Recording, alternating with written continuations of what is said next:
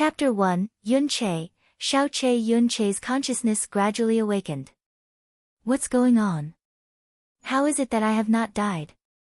I vividly remember that I jumped off Cloud's End cliff. How can I still be alive?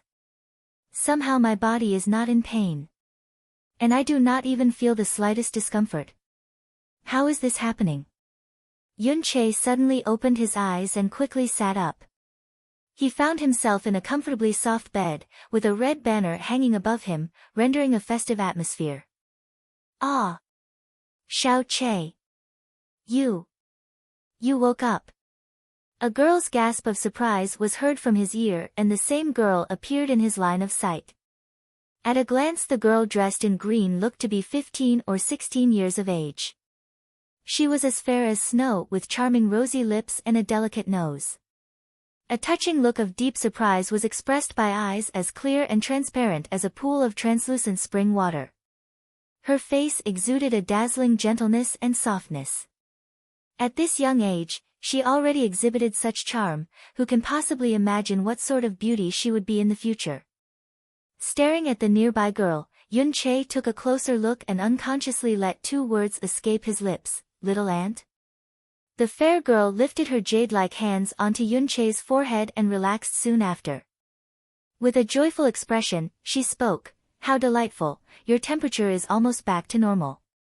You nearly scared me to death. Xiao-Che, are you okay?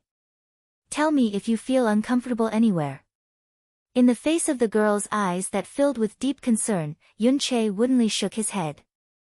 He stared openly into space with a vacant gaze. "Rest here for a while, I'll go and tell your grandpa that you're awake. Today is your day. When you fainted, your grandfather almost went crazy and personally went to find Dar. Sito for you." The girl was in such a rush that she did not notice the abnormality of Yun-Che's current state. She pushed Yun-Che's shoulders, signaling him to lie back on the bed, and hurriedly left. As the door shut, Yun-Che sat up on the bed, hands clutching his head. This was one of the cities in the Far East, located in one of the 7 empires of the profound sky continent, Floating Cloud City. And he was the only grandson of the 5th elder in the Xiao clan, Xiao-Che. He had just turned 16 this year. That was his current identity. Suddenly, his memory overlapped with Azure Cloud Continent's 20 or so years of memory, and he burst into confusion. If I am Xiao-Che, then why do I have memories of Azure Cloud Continent? Is it because I traveled to this body after I died in Azure Cloud Continent? No. I am obviously Xiao-Che. This entire room is familiar to me, and I clearly remember all the events of my childhood. Everything from my memory was from personal experience, and there is no way I would steal another's memory. Then was everything from Azure Cloud Continent all just a dream? Was it only after I jumped off Juyun Cliff that I truly woke up? But the memories of living in Azure Cloud Continent were as clear as day. How could those 24 years of love and hatred be only just a dream? What the hell is going on? Yun-Che. The now Xiao-Che stilled for a long time as he slowly calmed down and settled his thoughts. It was still early in the morning and the sky has not fully brightened. Today was his and Xia clan's big wedding day. 2 hours ago he was woken up by his little aunt and put on his red wedding robe. He ate the porridge his little aunt personally made and lost all the strength in his body. He did not remember anything that happened after that. He did not wake up until now. A strange smell came from his lips and Xiao-Che's lips tucked slightly. His expression darkened. This is murdering heart powder. In those years that he lived on Azure Cloud Continent, with the sky poison pearl in his body, Yun-Che learned about all the poisons present in the entire world, and it could be said that there is no poison he was not familiar with. He could identify a poison's name and effect with just a whiff. At the same time, because the sky poison pearl, he was impervious. He could not be hurt by any poison, no matter how toxic it was. Murdering heart powder was made by combining a unique soul grass and the purple striae from a cherry apple tree. If dissolved in water, the poison is colorless and tasteless. A person would lose his life 10 seconds after the poison entered the body and nobody would know the cause of death, for it was also a traceless poison. Xiaoqi's eyes clouded over and instantly understood what had happened. In fact, he did not really faint, but instead he drank the porridge containing the murdering heart powder, but was poisoned to death. He was born in Azure Cloud Continent, but after he leapt off Juyun Cliff, he was actually reincarnated in this world inside a dead body. If one were to hear this, it would sound like it came from one of the stories in Arabian Nights, but that was the only reasoning Xiaoqi could imagine. Wait a minute. If it really was like that, then this body should have no antitoxin ability. How come he was safe from the murdering heart powder on his lips when the previous body's owner died not too long ago? A slightly strange feeling came from the palm of his left hand. Xiaoqi lifted his left hand and was surprised to find that there was a circular green imprint on his palm. This shape, this color, this size was clearly the same as the sky poison pearl. Before jumping off Juyun Cliff, he had desperately swallowed the sky poison pearl, but he did not actually know what would happen to him. This mark on his hand was unexpectedly the sky poison pearl, and it actually crossed over with him to this world. As if in a trance, Xiaoqi stared at the sky poison pearl and subconsciously whispered, "Sky poison pearl." As his voice dropped off, the green mark on his palm suddenly released a green light. Immediately, a slight dizziness came over him and he unconsciously closed his eyes. When he opened them, his entire world was flooded in green. This world of green was wide and open. There were no boundaries to be seen, and there was a faint scent of the sky poison pearl throughout this space. After a long daze, Xiaoqi understood that he had entered the world inside the sky poison pearl. Who would have thought that inside the sky poison pearl, there would be such a wide and open world? What was even more unimaginable was that after he'd ate the sky poison pearl without thinking of the consequences, the sky poison pearl had actually traveled along with him, and even seemed to have become a part of his body.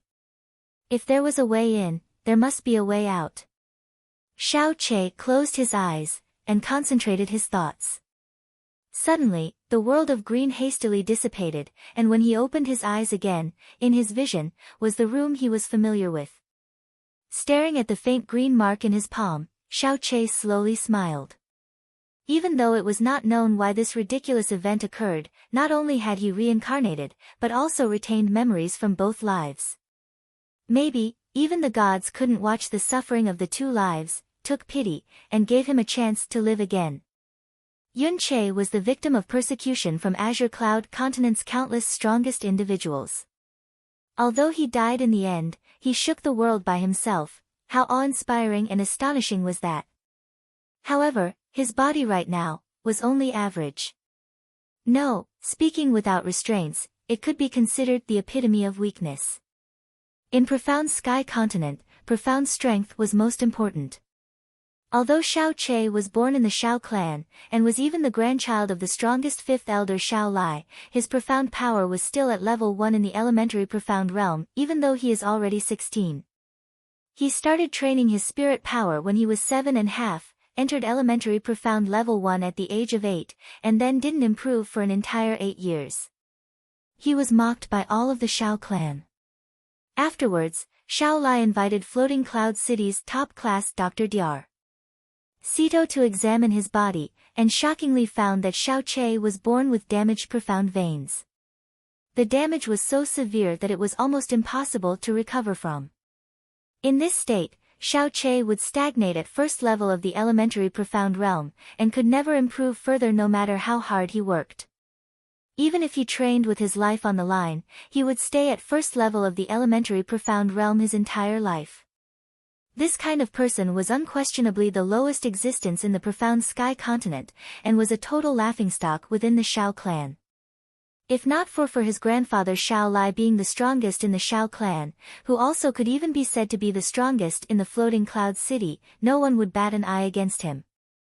Shao clan was one of the 3 major families that trained in the ways of the profound in the Floating Cloud City, and has limitless strong entities. In the large number of youths coming forth from the same generation, Xiaoqi can be said to be an unnecessary existence. Even if he died someday, not many except a few would care. But there were some today that actually tried to murder him using the extremely hard-to-get and expensive murdering heart powder. Xiao Che clearly knew the reason why now. Because today was the wedding day between him and Xia Qingyue. Xia Qingyue, being the same age as him, was also 16. However, at such a young age, her profound strength was stated to have reached the 10th level of the elementary profound realm, almost breaking out of the elementary level and stepping into the nascent profound realm. She was the only one in 100 years that has reached this level of profound strength at the age of 16 in the Xia clan. There are even rumors that, if she continued to develop this way, a few decades later she would be the first person in the history of the Xia clan to ever step into the earth profound realm.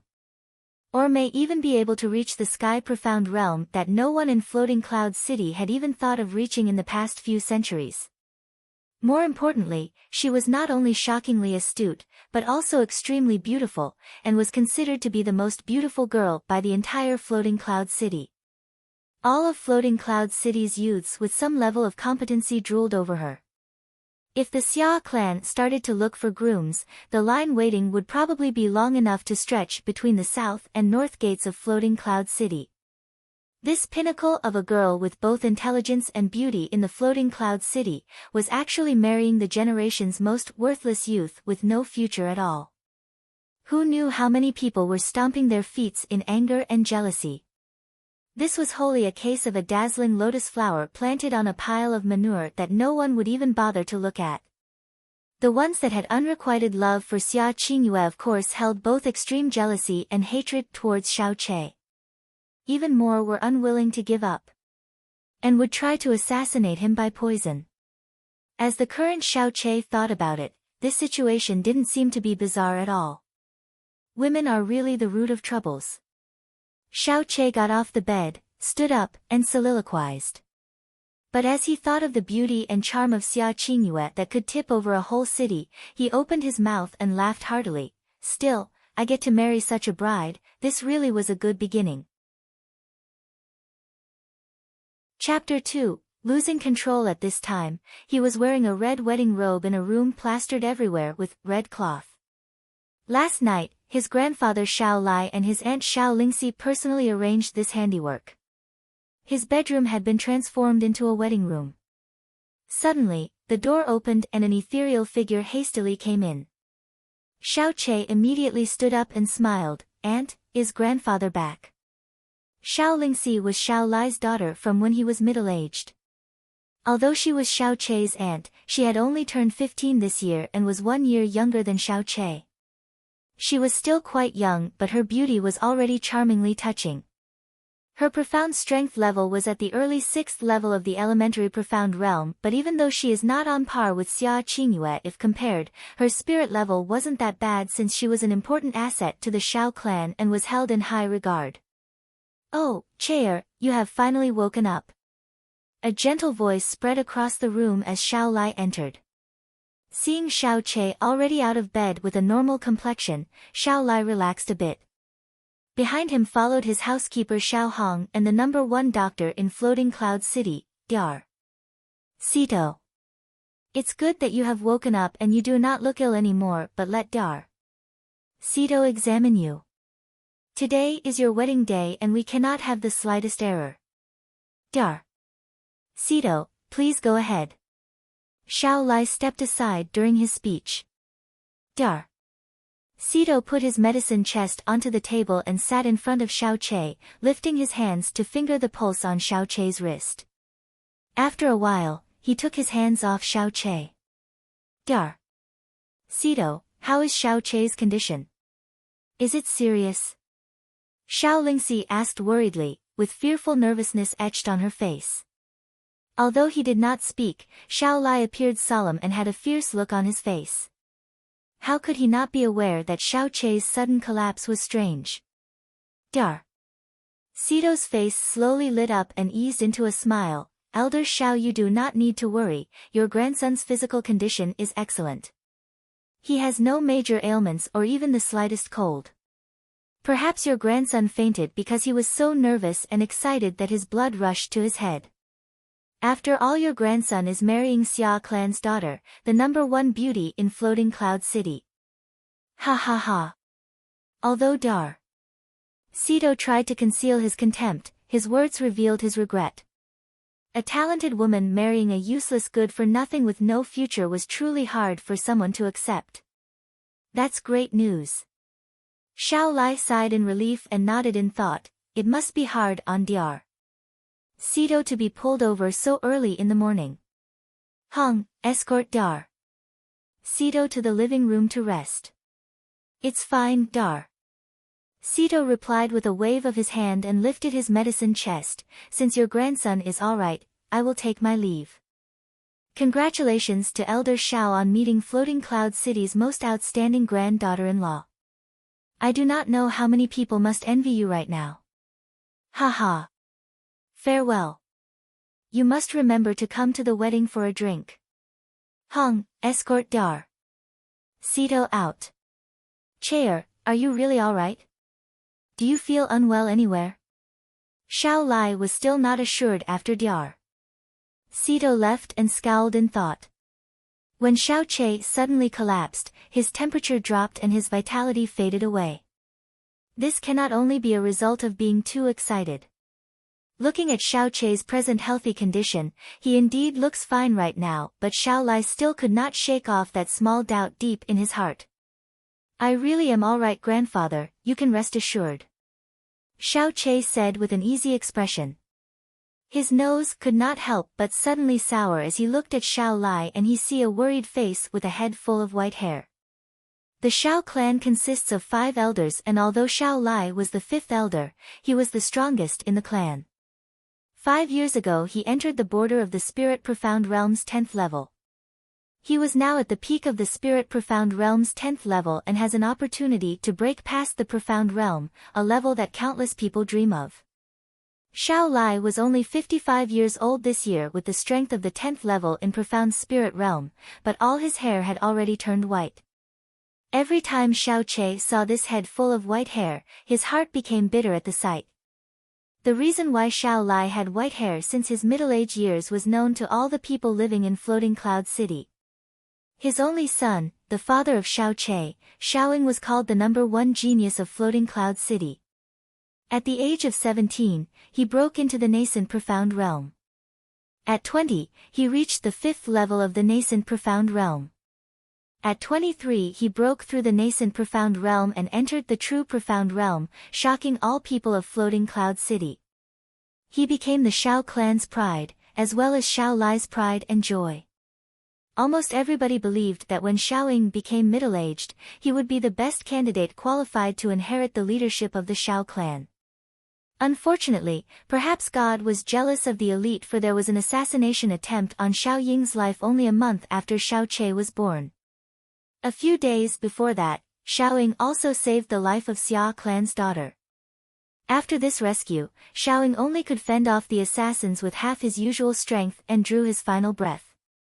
His wife's heart broke in grief for the loss of her love and went to meet him soon after. Xiao Lai's hair became white overnight due to the heavy blow of losing his son. 9 months later, Xiao Lingxi was born. Her mother also suffered from the tortured pain of losing her only son and died of depression a month later. Nobody knew how Xiao Lai lived his life the years after both his son and wife passed away. His pale white hair contained immeasurable grief, hatred and a deep unspeakable sorrow. To this day, Xiao Lai still has not found his son's murderer. Later on, he put all his hopes and wishes onto Xiao Che. But the brutal truth of him being born with a damaged profound vein entered and left his life out of the blue like a bolt of lightning. However, facing his hopeless grandson, Xiao Lai never showed any signs of disappointment nor fury. In his point of view, being born with a broken profound vein meant that fate had been unfair and that he should not be condemned because such injustice. He should not be indifferent or ridicule Xiao Che, but instead should love him more to compensate for it. Over the years, he has always been seeking any possible ways to repair a damaged profound vein.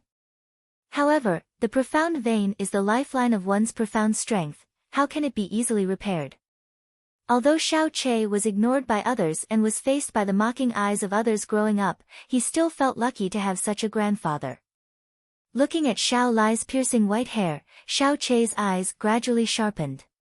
Since the gods gave me this second chance and let me have both my memories, even if it is to only comfort my grandfather, I have to live vigorously. So what if my profound vein is broken?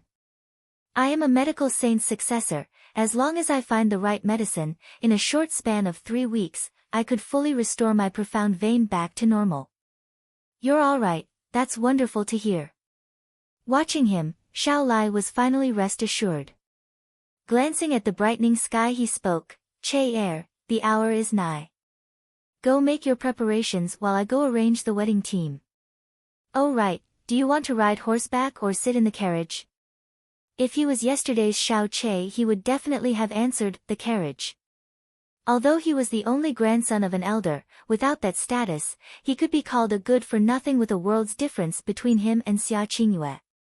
On his bridal path to the Xia clan, there would be no doubt that he would suffer countless finger-pointing but also bear numerous glances of envy and regret. One can imagine what feelings would surface if one met face-to-face in front of such negative emotion. Xiao Che laughed with a slight smile. Of course I'm riding on the horse. You do not have to worry about me, grandfather. Xia Qingke may be nobility, but she is already fated to be our Xiao family's daughter-in-law. I will openly wed her home with dignity and honor to not let you lose face. There was a delay in Xiao Lai's expression, for he would never have thought that his grandson would say such a thing. His face then broke into a gentle smile and he slowly nodded, good. With just one word, his deep satisfaction came through. Xiao Lai stepped out of the room and gently closed the door. As soon as Xiao Lai left, Xiao Lingxi stood in front of Xiao Che and curled her lips. Her face warped in unhappiness. She spoke, so you actually are excited for this marriage and made me worry for you in vain. You obviously have not met Xia Qingyue that many times, but you are already fond of her. Oh right. She is our floating cloud city's #1 beauty, huh? Xiao Che quickly waved his hands back and forth. How's that possible? Xia Qingyue is quite beautiful, but I think little aunt is prettier. If I really fainted because of her, then I would not know how many times I would have fainted in this lifetime because little aunt always accompanies me every day. Hee hee. Xiao Lingxi's face immediately broke into a sweet smile and giggled, you know, just the thing to say to make me happy. It is fine if Xiao Che fainted in his rush to marry her because Xia Qingyue is beautiful as she is talented. The Xia clan is also the wealthiest clan in Floating Cloud City, so there is quite a lot of people who dream of marrying her. However, she eventually is about to marry my family's Xiao Che. At this point, Xiao Lingxi wore a proud look on her face. Then her eyes became wistful as her voice gentled, I feel like this day came so quickly. Xiao Che is already about to be married. Pound pound, a knock on the door was followed by the voice of old housekeeper Xiao Hongsang, young master, it is almost time to go and meet your bride. Ah. Already? Xiao Lingxi glanced at Xiao Che's clothes and suddenly looked anxious, Uncle Hong, wait a little while longer and we will come out right away. She walked in front of Xiao Che and a pair of soft hands began to quickly tidy his wedding clothes. This outfit is quite hard to put on. Your clothes are in a mess because of the events earlier. Stand still, I will finish this right away. A pair of snow-white delicate hands began to work hurriedly. She flipped his collar back to the proper face and refastened his loose belt. Her actions were jerky, but she took it seriously and paid careful attention to what she did. Xiao Che silently looked at her and his eyes gradually became misty. Today he was going to marry Xia Qingyue, but he knew for sure that Xia Qingyue was not marrying him because she sincerely loved him. If it wasn't for their fathers, Xiao Xing and Xia Hongyi's agreement that March, Xia Qingyue would not even have bothered to take a glance in his direction. The only people in this world who were kind to Xiao Che are only his grandfather, Xiao Lai, and his little aunt, Xiao Lingxi. During his earliest childhood, Xiao Lingxi stuck to Xiao Che like a piece of candy. She followed him wherever he went. It was hard for him to shake her off. If she did not see him for a while, she would cry loudly. However, when Xiaoqie turned 10 years of age and it was confirmed that his profound vein was damaged, Lingxi seemed to grow up overnight. She knew the consequences of having a broken profound vein and then understood the concept of her identity as his little aunt. This started her regime of training in the ways of the profound to protect the life of the weaker Xiaoqie. After Azure Cloud Continent's 24 years of dreams, Xiaoqie felt that his time here with Xiao Lingxi's kindness was as luxurious as it was precious.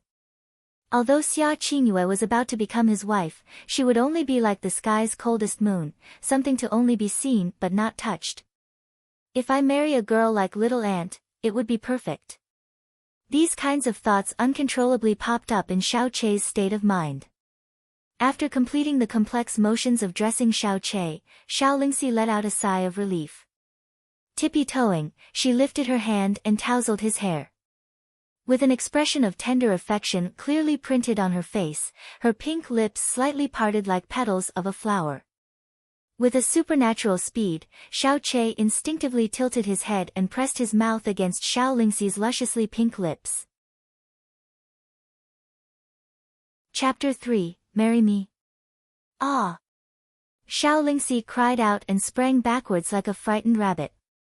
Her fingers touched her numb lips as her beautiful eyes widened in surprise and a touch of red quickly spread from her fair face to the nape of her neck. You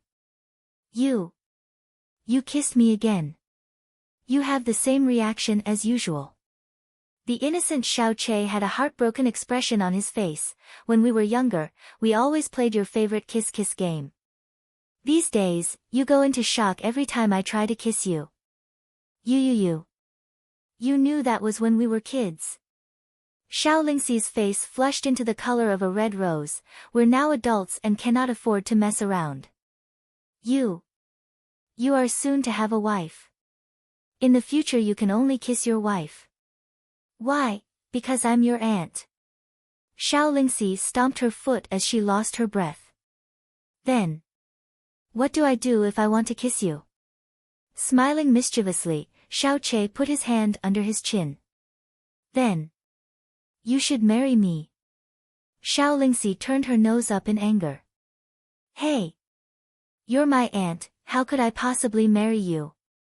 Xiaoqie said with his voice lowered as his eyes widened. Even you know that. If you dare steal another kiss, I'll let your wife know and let her handle you. Humph.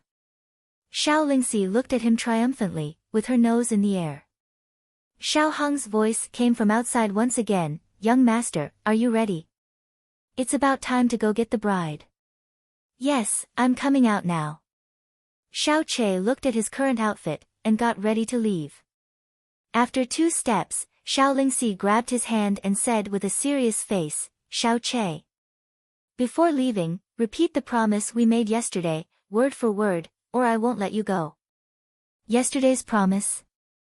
Xiaoqie thought for a while and cannot help but say, all right.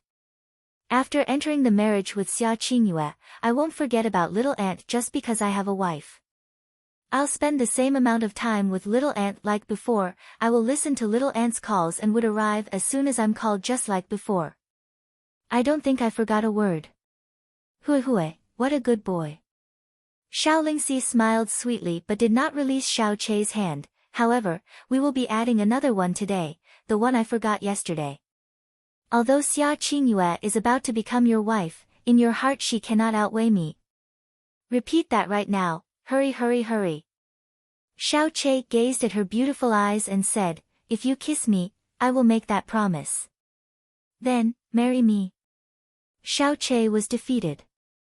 Young master, are you still not ready? It's forbidden to be past the auspicious time. Xiao Hong's urgent voice came from outside again. Xiaoqie put his hand on the door but did not push it open yet. He whispered, I can't make that promise because in my heart, you are already my number one. Even if there are 100 Xia Qingyues, she cannot catch up to you. You are irreplaceable. As his voice faded, he pushed the door open and left. Xiao Lingxi stood still, frozen in place for a while. An arc formed at the edge of her lips and she joyfully skipped out afterwards, like a girl who was given her favorite candy. As Xiao Che walked out of the room, his gorgeous wedding team awaited him. Xiao Hong kindly smiled at him. "Young master, please get on the horse. On the way I will be protecting you with everything I have. But of course, today is young master's big day. I should not worry that much since there would only be good things that are waiting to happen."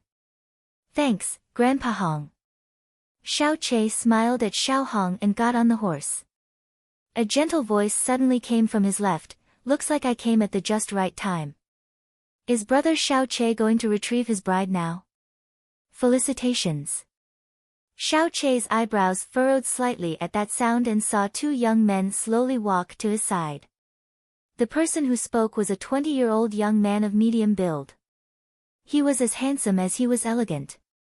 His eyes were crystal clear on top of a refreshing face and he wore a bright smile. At his rear was a thinner younger man. His footsteps followed quickly behind the speaker. Watching them, Xiao Che smiled. "Oh, it's brother Yulong and brother Xiao Yang. Did you guys especially make this trip here to see me off?" Xiao Yulong was the son of the leader of the Xiao clan. At the age of 20, regardless of his appearance, his talent, use of speech and wisdom was at the top of the younger generation in the Xiao clan. His profound strength had reached the third level of the nascent profound realm at the moment. He is his father, Xiao Yunhai's, pride and joy and is also the future hope of the Xiao clan. The clan had high expectations for him because he would become the next leader if no accidents should occur. He possessed many good qualities but he had never been arrogant. He is one who was kind and polite to everyone. Even towards Xiao Che, who was considered to be disabled in everyone's eyes. He has never mocked Xiao Che but instead was as gentle as he was polite. Not only that, he frequently expressed signs of concern when faced with Xiao Che's damaged profound vein problem. Xiao Che had always liked Yulong. He admired and appreciated Yulong's kindness. Of course, those feelings came from the previous Xiao Che. The identity of the person behind Xiao Yulong was also not that simple. He was not just an ordinary Xiao clan disciple, he was the second elder's youngest grandson, Xiao Yang. At the age of 19, he was at the 9th level of the elementary profound realm. Ever since he was a child, he always followed Xiao Yulong around and listened to his every word. However, he wasn't as kind to Xiao Che as he was to Xiao Yulong. Even though they were both grandsons of the elders, he never cared for Xiao Che. Whenever Xiao Che tried to strike up a conversation, he would either ignore or respond with an upturned nose. As the grandson of a Xiao clan elder, not only did Xiao Che have his own housing, but he also owned a separate little courtyard. Aside from his grandfather Xiao Lai, his aunt Xiao Lingxi, and his one best friend, very few people actually came to visit. At this time Xiao Yulong came with Xiao Yang with the purpose of watching him go on his wedding journey. "Ha, of course." Xiao Yulong approached with a hearty laugh and said, "The person you are marrying today is our floating cloud city's #1 brightest jewel. This is not only our Xiao clan's big event but is our floating cloud city's big event. Since you have the chance to marry this treasure, your brother here is very happy for you. Of course, I am also envious and ashamed as well." Ha ha ha. Xiao Che also laughed. Brother Yulong tells such a funny joke. With brother Yulong's talent, the entire women population of Floating Cloud City is yours to pick from. "Young master, we must get going," Xiao Hong warned. "Brother Xiao Che, hurry up. We eagerly await for you to spectacularly bring in Floating Cloud City's brightest jewel into the Xiao clan," Xiao Yulong said with a smile. Xiao Che nodded and immediately sat tight. The wedding escort team rode through the courtyard to the sound of the beating drums and gongs straight towards the Xia clan's home. The moment Xiao Che disappeared from sight, Xiao Yulong's smile froze and darkened. He suddenly turned around and fiercely slapped Xiao Yang hard in the face. In a low voice he hissed, "Pathetic." Xiao Yulong's slap was a direct hit and Xiao Yang's left cheek began to swell. He hurriedly scrambled at the foot of Xiao Yulong and fearfully spoke, I clearly threw in the murdering heart powder and the message I received confirmed that he did collapse. I also do not know what is going on here. Humph. Xiao Yulong's eyebrows tightened and distorted his face. I spent so much money to get the poison that not even Dr. Sito has the cure to, but you screwed it all up.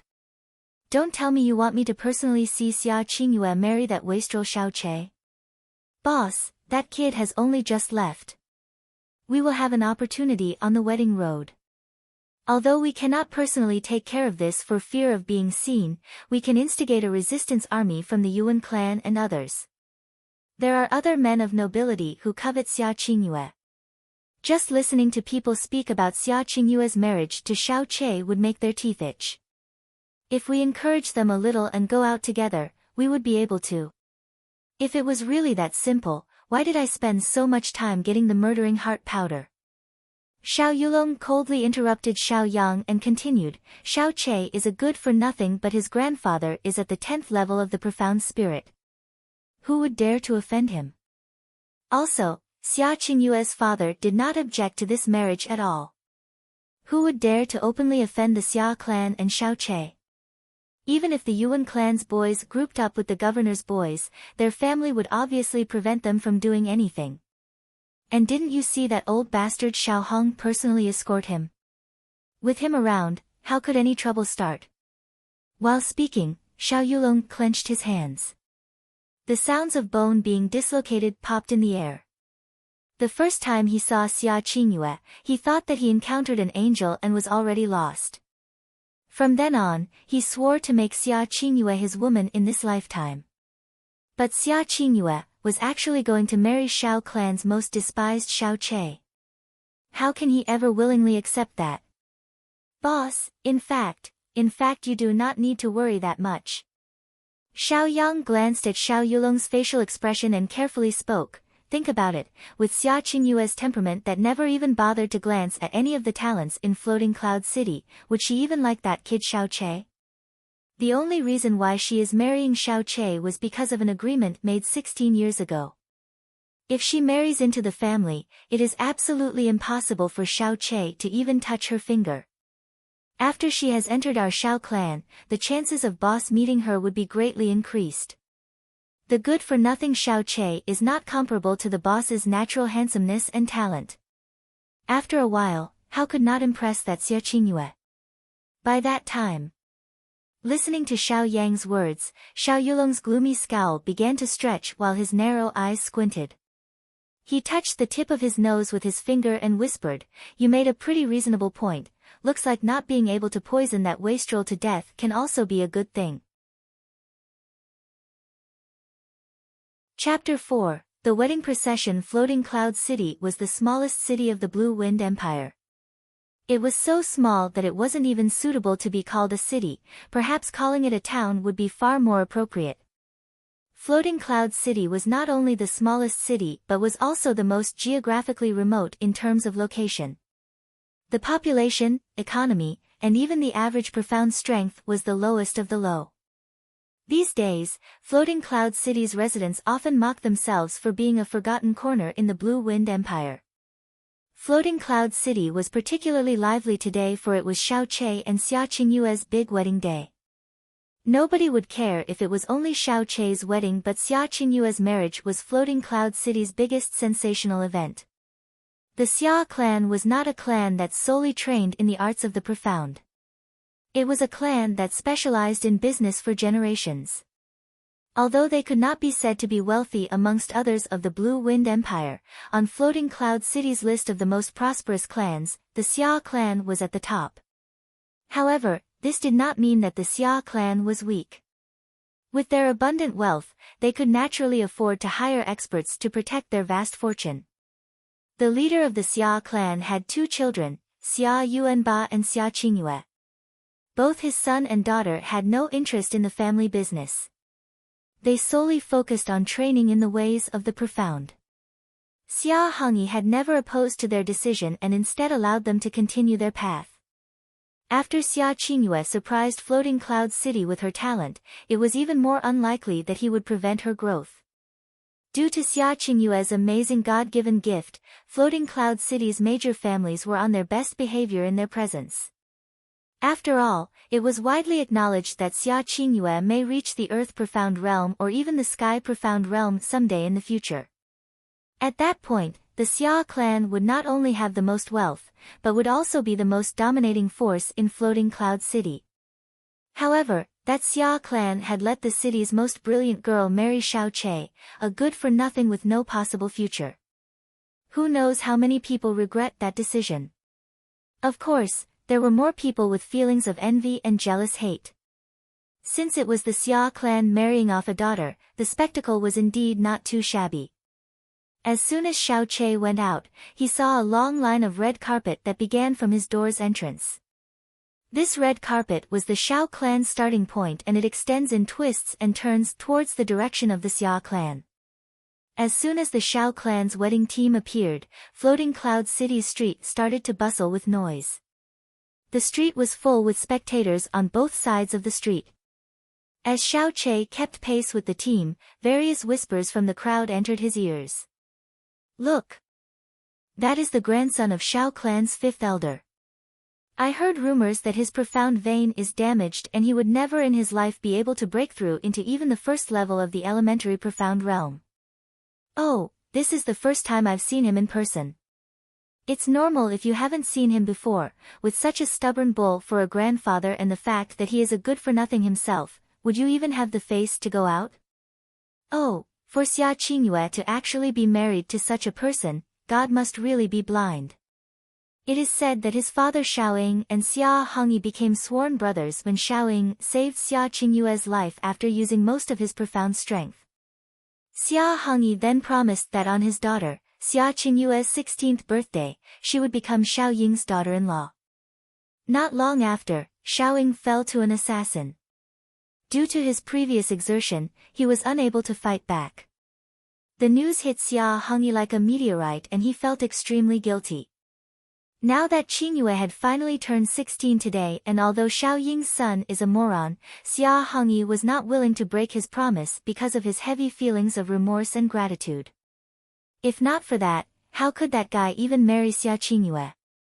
What? Xia Qingyue is our Floating Cloud City's greatest treasure. If he did not have his status of being the fifth elder's grandson, he could not even measure up to the mud on the floor. I am probably 100 times stronger than him. This world is so unfair. The goddess of my dreams is about to marry such a wastrel. I rather die than accept this fact. The Xiaoqie on horseback had bright serene eyes that conveyed a deep character. He had on an elegant expression and exhibited a light grace. His long hair fluttered behind his dazzling red wedding robe and his entire body emitted an air of elegance. The sounds of murmuring from the crowd contained all kinds of malicious undertones. However, the envy, resentment, prejudice, ridicule, scorn, and disdain from the crowd seemed to not faze him at all. He seemed to be unconscious of the crowd, a beautiful smile still on his face. It was not known how many girls lost their hearts as their eyes misted over in adoration. Although Xiaoqie's profound strength was the lowest of the low, his looks were actually not that bad. He could even be said to be beyond Xiao Yulong. Coupled with the fact that he rarely went out due to his low profound strength, he looked very white and delicate. Just like a living doll. So even if the countless youths hate Xiaoqie enough to make their teeth itch, in the depths of their heart, they also had to admit that he looked as if he was truly worthy of Xia Qingyue. I thought that Xiaoqie would ride in the carriage today, but unexpectedly he is riding horseback. With that temperament. It seems as if the rumors were not true. TCH. The wastrel that people typically look down on is about to marry our Floating Cloud City's greatest treasure. Of course he should be proud. How could he be afraid of losing face? Rang a bitter voice. I heard that Yuan clan's young master as well as other young masters from other families are taken with Xia Qingyue. Do you think they will come to stop this procession? Yeah, right. Xiaoqie is nothing but his grandfather is Xiao Lai. The experts of our Floating Cloud City all have to respect him in his presence. His son is already dead and he only has one grandson left. He tended to his grandson from the very beginning of his life. If anyone were to cause trouble, they will meet Xiao Lai's wrath. Whoever dares to do that will lose his head. Moreover, this is not a forced marriage. Who would dare to cause trouble to incur the wrath of the Xia clan? I estimate that right now, all the lovesick youths who would actually disrupt the procession are firmly locked in their own house. The wedding procession went on in a casual manner, not too fast but not too slow. The journey of 10 miles took nearly 1.5 hours. Brother-in-law. As soon as he saw the Xia clan's main entrance, he heard a wild cry. A tall sturdy figure ran over to Xiaoqi. This person was not that old, but he was at least 2 meters tall. His body was as strong as a bull and the ground trembled when he came over. As Xiaoqi watched him approach, he gulped bitterly and spoke with wide eyes, Yuanba. I have not seen you for only a month, how could you already have grown that much taller yet again? This man. It was more accurate to call him a boy for he is Xia Qingyue's little brother, Xia Yuanba. He became 15 this year, yes he was really only 15 years old. However, if you take a look at his body, nobody would even imagine that he had just turned 15. 2 meters tall. Xiaoqi on his horse is the same height as Xia Yuanba standing up. Yuanba weighed over 175 kilograms. This number was definitely not that high because Yuanba was fat, but instead was because of his big strong muscles. His muscles were of a dark tan metallic luster and broadcasted his astonishing strength. His profound strength was only average, at 4th level of the elementary profound realm, but his physical strength was a force to be reckoned with. He could fight on par with those at the 6th level of the elementary profound realm. Xia Yuanba was Xiaoqi's best friend, his only friend. From a young age he had always called Xiaoqi his brother-in-law, and they often played together when they were children. The days before he turned 8, Xia Yuanba was actually a dark and skinny child. He was often bullied, but ever since he turned 8, it was like he ate something wrong and had an enormous growth spurt. His height, weight, and appetite all soared and the increase in his strength was absolutely stunning. Now at the age of 15, his face has not fully matured, for it was still quite childish, but his size. It was of a monstrous proportion. After hearing Xiaoqi's exclamation, Xia Yuanba rubbed his head in embarrassment. This. Even I cannot help it. My father tells me to go on a diet every day. However, letting myself starve and go hungry would be far worse than the feeling of being killed by another. Xiaoqi became speechless. At that moment he was only 15 years old, once he becomes an adult. He didn't dare to imagine that. Xiaoqi knew that Xia Yuanba had a huge appetite. Fortunately he was born in the Xia clan, for if he was born in an ordinary family, his consumption would dissipate their entire fortune. Hee, brother-in-law, today you can finally become my brother-in-law. Xia Yuanba's smile was honest because he had been happily looking forward to this day. In his opinion, with such a strong sister for a wife, nobody would dare look down on Xiaoqi. Hurry up and come in, my sister is already ready. He slapped his head. Oh, I'll go open the door. After that, Xia Yuanba turned in the direction of the Xia clan door and ran like a mobile mountain of meat. The procession came in the Xia clan's entrance. At the door, Xiaoqi saw a smiling Xia Hongyi. He quickly dismounted and stood before Xia Hongyi. He respectfully greeted, Uncle Xia. Ha, after all this time you still call me uncle? Xia Hongyi laughed. His stature was not tall for he looked like normal slightly overweight middle-aged man. Although if one were to look at him and the words, simple and honest, came to mind, nobody in the entire city of Floating Cloud would dare look down upon him. Xiaoqi's eyes brightened and politely replied, Father-in-law. He had always been respectful towards Xia Hongyi for Hongyi was the sworn brother of his father. From a young age he suffered through the scornful glances of many people but Xia Hongyi had always tenderly cared about him. Even though he was born with a disabled profound vein, Xia Hongyi had never violated the agreement he made with his father, the agreement that Xia Qingyue would marry Xiaoqi once she became 16. Ha, good. Xia Hongyi nodded. He reached out his hand and patted Xiaoqi's shoulder. Chair, starting today, I will give Xia Qingyue to you. Although you are not a big hero, you are Xiao Ying's son, so I can have a peace of mind when I give you my daughter. Your father Xiao Ying was an amazing man. Becoming his sworn brother is something I would never regret in this lifetime, for he was a passionate and righteous man. You are Xiao Ying's son. Even though your profound vein is damaged, I do not believe that you will stay an ordinary person in the future. Treat my daughter well. For those who talk nonsense and can only flap their mouths in malice, screw them all. Xiao Chei's eyes smoldered in anger. He firmly nodded his head slowly. Father-in-law, have no worries. Although people hold me in contempt now, once my profound vein is fixed, a sleeping dragon will be awakened from the abyss. I will make those people who look down on me and those who think that the Xia clan took in a wastrel for their son-in-law obediently shut their traps. Xia Hongyi was surprised at his outburst. He had always known Xiao Chei to be weak-minded with a mild temper and an unconscious inferiority complex. Xiao Chei's fearless utterance, sharp eyes, and calmness made him see Xiao Chei in a brand new light. One that was completely different from his previous attitude.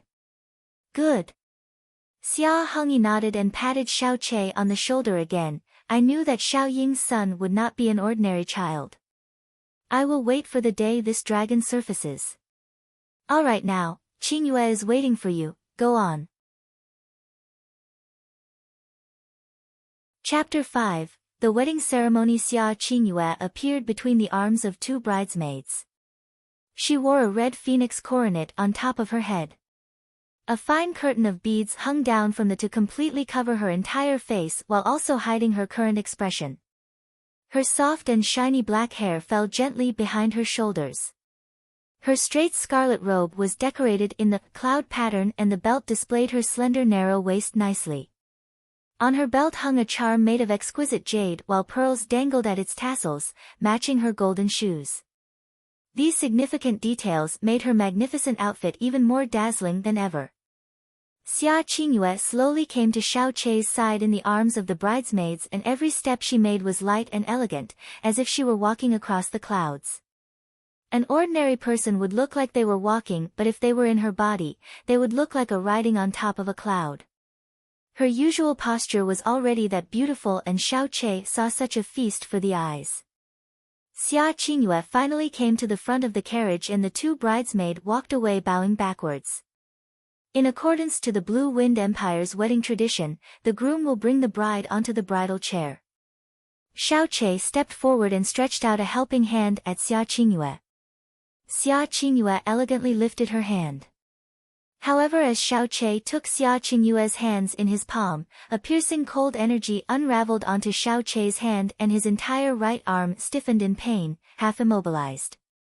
The biting cold sensation slowly disappeared as Xiao Chei put his arm down with a silent, indifferent expression. Aside from a frown between his eyebrows when the icy cold hit him, he did not make any other expression nor the slightest sound.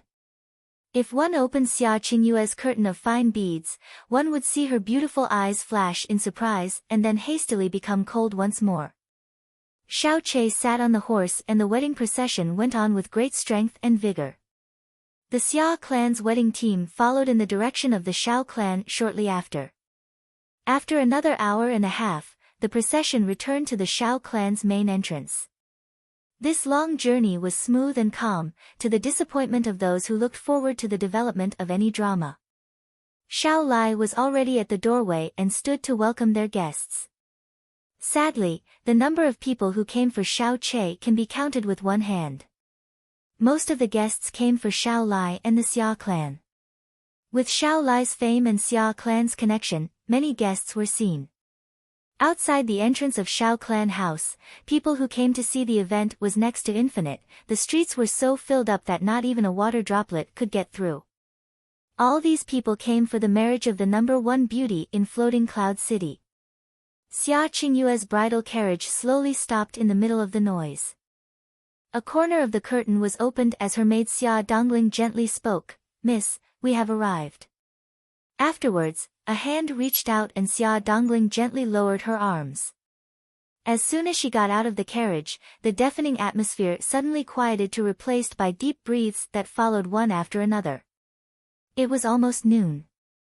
The soft sunshine reflected against her phoenix coronet while her robe charmingly glittered against the breeze, making one's eyes blur if they looked too long. Her hair was wrapped up high into a bun on top of her head, and the phoenix coronet that framed her head was that of 4 layers. The top layer was adorned with fine golden hairpins while the bottom had several golden phoenix engravings. The satin red golden phoenix coronet extended into a. Although her face was not laid bare, with her eyes and lips partly hidden yet partly exposed, her beauty was exquisitely flawless.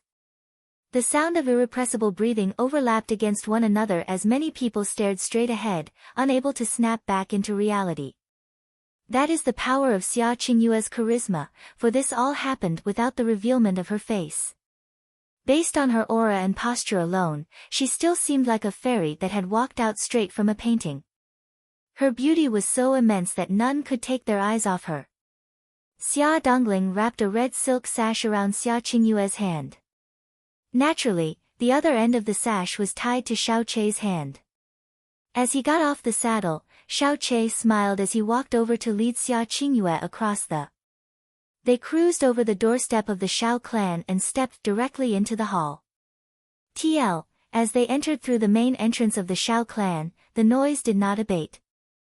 Xiao Chei's expression did not change as he kept pace, but he naturally wanted the wedding to end as soon as possible. This was Xiao clan's center hall for important meetings. The only people who were allowed to use this place for a wedding are the leader of the Xiao clan and its elders. For this wedding the room underwent a large-scale transformation. It was truly a vision that should be seen. As far as one could see, the pillars were all embedded with yellow topaz and the walls had been painted with dragons that were inlaid with rare precious pearls. A red carpet spread across the center of the hall in a straight line and stopped at a short golden staircase. A subtle golden light filled the atmosphere, making the already beautifully decorated hall more dazzlingly eye-catching. The Xiao clan was not willing to invest such a large amount of money for Xiao Chei and mostly came from the Xia clan. Xia Hongyi was willing to spend as much as needed for his darling daughter's wedding. Xiao Lai and Xia Hongyi sat on the highest seat of the hall, smiles plastered all over their face as they watched Xiao Chei and Xia Qingyue enter. On both sides of the red carpet were 3 rows of rose sandalwood chairs, all already filled with people. Xiao clan's leader, Lord Xiao Yunhai, was there as well along with the other 4 elders of the Xiao clan. As Xiao Chei walked in with a happy smile, their expressions stilled on the surface but in the depths of their heart, they sneered in disdain. The Xiao clan was a clan that practiced in the ways of the profound for many generations. To have Xiao Chei with a crippled profound vein born in the clan was a shame for the Xiao clan. If he were not the grandson of the 5th elder, Xiao Lai, he would have already been expelled instead of remaining inside like he was now. And if it weren't for the fact that he was about to wed the high-profile daughter of the Xia clan, they would not even have bothered to show up in person, let alone be present at the scene. Regarding Xiao Chei, if they hear his name, they could only think of the word trash and not pay attention, for they do not even remember how he looked like. In the profound sky continent, one did not deserve dignity if one does not have the skill to back it up. It was a harsh reality and a universal truth followed by many, even towards members of the same clan. The expressions on the faces of the younger Xiao generation were unsurprisingly consistent as well. They all had their sights on Xiao Qingyue and their eyes belied their insuppressible infatuation. As their eyes transferred towards Xiao Chei, their eyes almost erupted with naked envy. The Xiao clan's outer disciples had always looked down on this permanently disabled person and never in their dreams thought that he would actually marry Floating Cloud City's unattainable number 1 treasure. The uncomfortable feeling that those 2 people in the marriage hall evoked was similar to eating dead flies raw. The person in charge of the wedding was logistics manager Xiao De. The wedding ceremony began at the cry of his voice. The master of ceremonies first introduced the bride and groom and then read names from a list of distinguished guests that have came to visit. As he went on, Xiao Chei's expression remained neutral, but in his heart were clashing waves of water. Whatever else the master of ceremonies said after that was something Xiao Che could not bother to listen to, for he was repeatedly ruminating over a problem that he actually cared about. What was that sudden weird feeling he felt at Xia Clan when his hands met with Xia Qingyue's? Was it some kind of profound power? But he had never heard of such a mysterious power in Floating Cloud City. For Xia Qingyue to reach the 10th level of the elementary profound realm at the age of 16 was truly an amazing feat. But she was still at the lowest point of the 10th elementary profound realm. How was it possible that she could soundlessly release such an ice-cold aura that actually completely immobilized his entire arm? What was that astonishing mystifying power which was displayed at such a level? Or was this the hidden strength of the Xia Qingyue who had reached the pinnacle 10th level of the elementary profound realm? The voice of the master of ceremonies stopped. After a brief pause, his voice became 8 octaves higher. First bow, to heaven and earth. Xiao Che's mind rapidly rotated as he glanced at Xia Qingyue through the corner of his eye while bowing in the direction of the doorway, to the heavens and earth. Second bow, to your elders. The two people made an 180-degree turn towards the seated Xia Hongyi and Xiao Lai and bowed. Xiao Lai firmly nodded and smiled lovingly at Xiao Che and his new granddaughter-in-law. Xia Hongyi also smiled and beamed in content. Exchange bows between husband and wife. Xiao Che's body turned towards Xia Qingyue, and at the same time Xia Qingyue also turned to face him. This swift action that did not withhold any hesitation nor delay made all members of the younger generation of the Shao clan clench their teeth. In their thoughts, they believed that Xia Qingyue did not willingly enter this marriage with that crippled bastard but was instead forced to come by the Xia clan. To their disappointment, even up to this moment, there was no resistance at all from Xia Qingyue. There weren't even rope lines of her supposedly failed escape that they imagined to have happened. The two people bowed, and as they both bent towards one another, Xiao Che saw cold eyes peeking through the gaps of the bead curtain. Cool icy eyes that revealed no traces of emotion. Usually at moments like this, the crowd would burst into enthusiastic applause, loud laughter and cheers. But only a few people authentically clapped for the married couple. It was quite awkward. Indeed, the fifth elder should be congratulated. The first elder, Xiao Li, who was sitting next to Xiao Yunhai, said with a cynical strangeness in his words, "I congratulate you in representation of all the 5 elders' well wishes." Even the first elder, Xiao Li, who was sitting next to Xiao Yunhai, heard the strange cynical scorn in his words. Second elder Xiao Bo laughed with the same strangeness that came from the leader of the Shao clan earlier and slowly continued, "Fifth elder, getting such a talented granddaughter-in-law has added glory to the Shao clan. As for the Xia clan, getting such a son-in-law, is also quite acceptable. Congratulations." The atmosphere in the hall immediately cooled. If one were not an idiot, they would clearly hear the apparent irony in the words, "congratulations," that came out of their mouths. Chapter 6, Peerless Beauty. When Xiao Ying was alive, Xiao Lai's position in the Shao clan was second to none, for even the leader of the Shao clan at that time was respectful towards him. There was a clear reason. Xiao Ying's talent at that time gave him the potential to be one of Shao clan's strongest experts in the future. In this world that respected those with power, as Xiao Ying's father, Xiao Lai was held in high regard. However, after Xiao Ying's death, Xiao Lai's only grandson was born with a damaged profound vein. Although he was the strongest in Floating Cloud City, who would fear him? His son was dead, his grandson disabled, and he had no other successors. His position in the Shao clan was now suffering a disastrous decline. Xiao Lai did not get angry, for he had already become accustomed to these cynical jabs of wordplay. With an indifferent smile, he spoke, "Thank you all for personally coming today. Be sure to drink more than a few cups of wine to celebrate this event.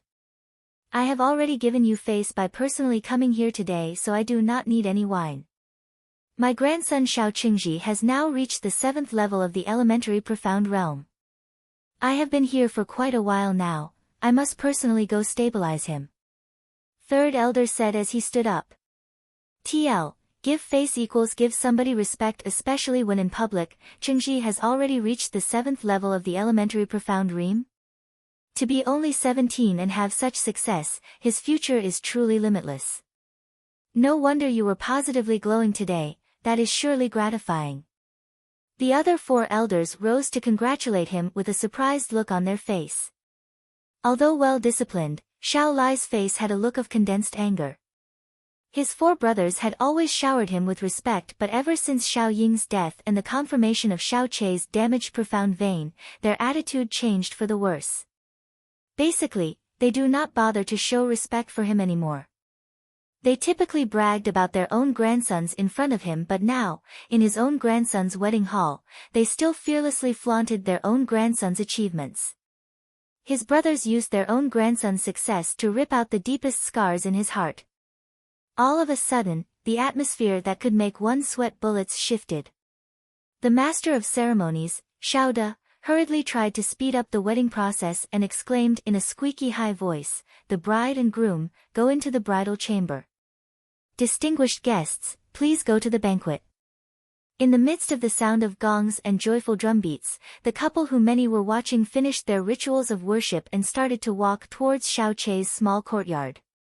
The bridal chamber was the room where Xiao Chei usually lived in. It had been decorated entirely in red. The carpet on the floor was finely embroidered with a dragon and phoenix that flew upon clouds, an auspicious symbol for a blissful marriage. The room full of red silk also contained a large, double happiness sign, and 2 red candles were shining brightly between a golden lamp. The dragon and phoenix engraved on the candle seemed to sway in the twinkling light. The flickering candle touched upon golden glaze curtain and seemed to fill the room with a dreamy hazy color. It was isolated from the outside world and gleamed in such a way that would make one's eyes soften. Xia Qingyue's maid, Xia Dongling, escorted Xia Qingyue to sit in her bed and then soundlessly stepped out of the room while closing the door. The room became silent and they could only vaguely hear the soft sound of their breathing. Xia Qingyue sat there quietly, soundless and motionless. Xiao Chei did not approach her but instead stood near the doorway and stared past it with a shadowy look in his eyes. "Your grandfather was disrespected during your own wedding, you must be really upset, right?" A soft clear voice entered Xiao Chei's ear and his expression changed. Although Xia Qingyue's words stung his ears, she left him in awe, for she took the initiative to talk to him. Xiao Chei glanced to his side and hesitantly spoke, "You can take down that phoenix coronet now. That thing is too heavy, and if you wear it for too long, it would become uncomfortable." According to the wedding traditions of the profound sky continent, the groom must take off the coronet for the bride. A while back, as he was trying to help her off the carriage, she stung his hand with her mysterious cold aura. Xiao Chei was too prideful to touch her again because he was fearful of that happening again. Besides, he did not think the cold Xia Qingyue would even be willing to accept his offer if he were to actually try to help her with her coronet. After a slight pause, Xia Qingyue raised her hands and silently took off the phoenix coronet. At that moment, a beautiful breathtaking face appeared in Xiao Chei's line of sight. As she raised her charming eyes and met Xiao Chei's in contact, he immediately became stunned. A pair of indescribable magnificent eyes met his. It was as if the world's essence laid deep within her eyes. Not even the world's most brilliant painter nor the most precious of words could accurately portray her beauty. Her jade-like skin and creamy face was as white as snow under the dim lights in the room. Her lips were like the world's most delicate petals, and her nose was of the most beautiful of sculpted white jade, high and proud with an innate nobility. "Your reputation precedes you," Xiao Chei murmured, measuring her with his unblinking eyes. A pair of beautiful eyes peered back at him. An endless gravitational abyss drew his every attention and thought, making it difficult for him to move his eyes elsewhere. Although this was an arranged marriage decided since they were born, aside from the occasional glimpses he took when he was young, this was actually the first time he truly saw Xia Qingyue since the age of 10. This was because Xia Qingyue rarely left her home and the disabled Xiao Chei had low self-esteem that evolved into an inferiority complex. He only heard about Xia Qingyue from the hearsay of others, and after hearing that Xia Qingyue had grown up to become a peerless beauty, he pictured her in his heart. The shadowy figure in his illusions faded as he looked at Xia Qingyue, realizing that he was in the face of true beauty. Xia Qingyue's allure was beyond his imagination, for he could not describe this peerless beauty.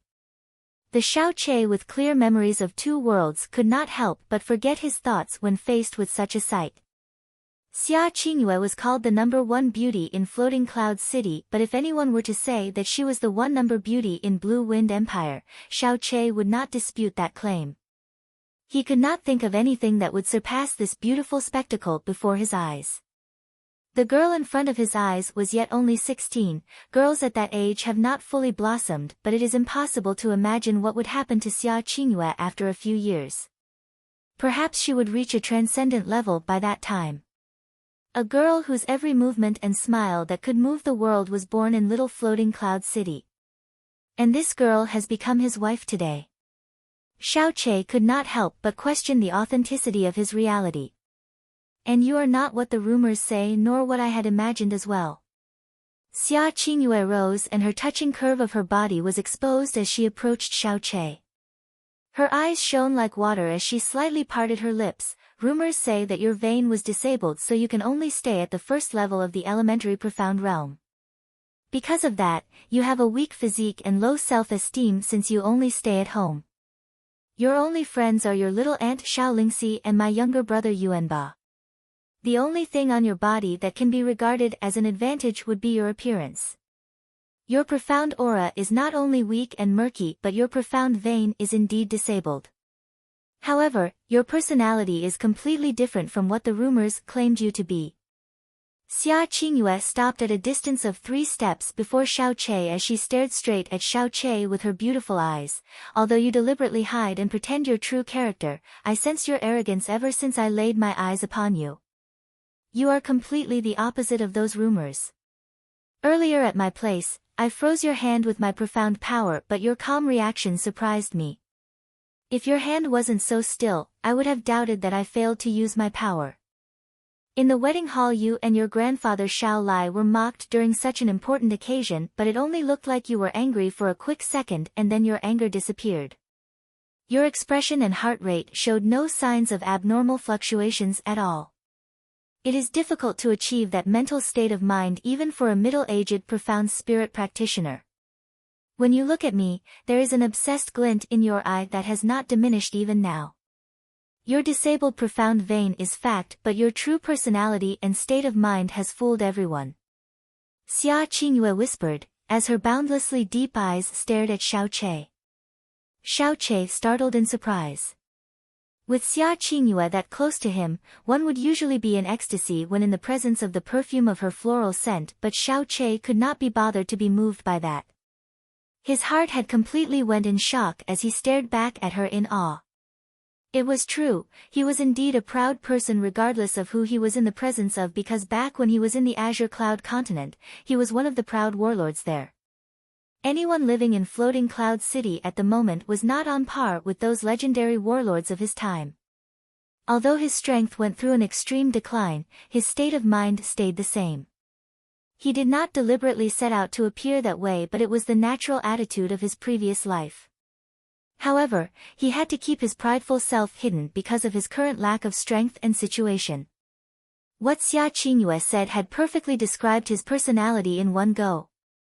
On the road from Xia clan back to Shao clan, he always thought that she held him in contemptuous disregard, for she was a heavenly treasure and he was the mud on the floor that people despised. It was a typical common thought. But he had never been aware that she had been watching him during their journey back. Xiaoqie suddenly saw Xia Qingyue in a new light as he looked into her extremely beautiful eyes. Those clear eyes that saw through his mind and heart in meticulously fine detail left him in shock. You know, this Xiaoqie with 2 memories of experience was a person that could not be moved in the face of all the world's heroes and even in the face of death. Yet she already saw him through. Was she really only a girl who had just turned 16? How can this 16-year-old girl possess such a monstrously keen eye and mind?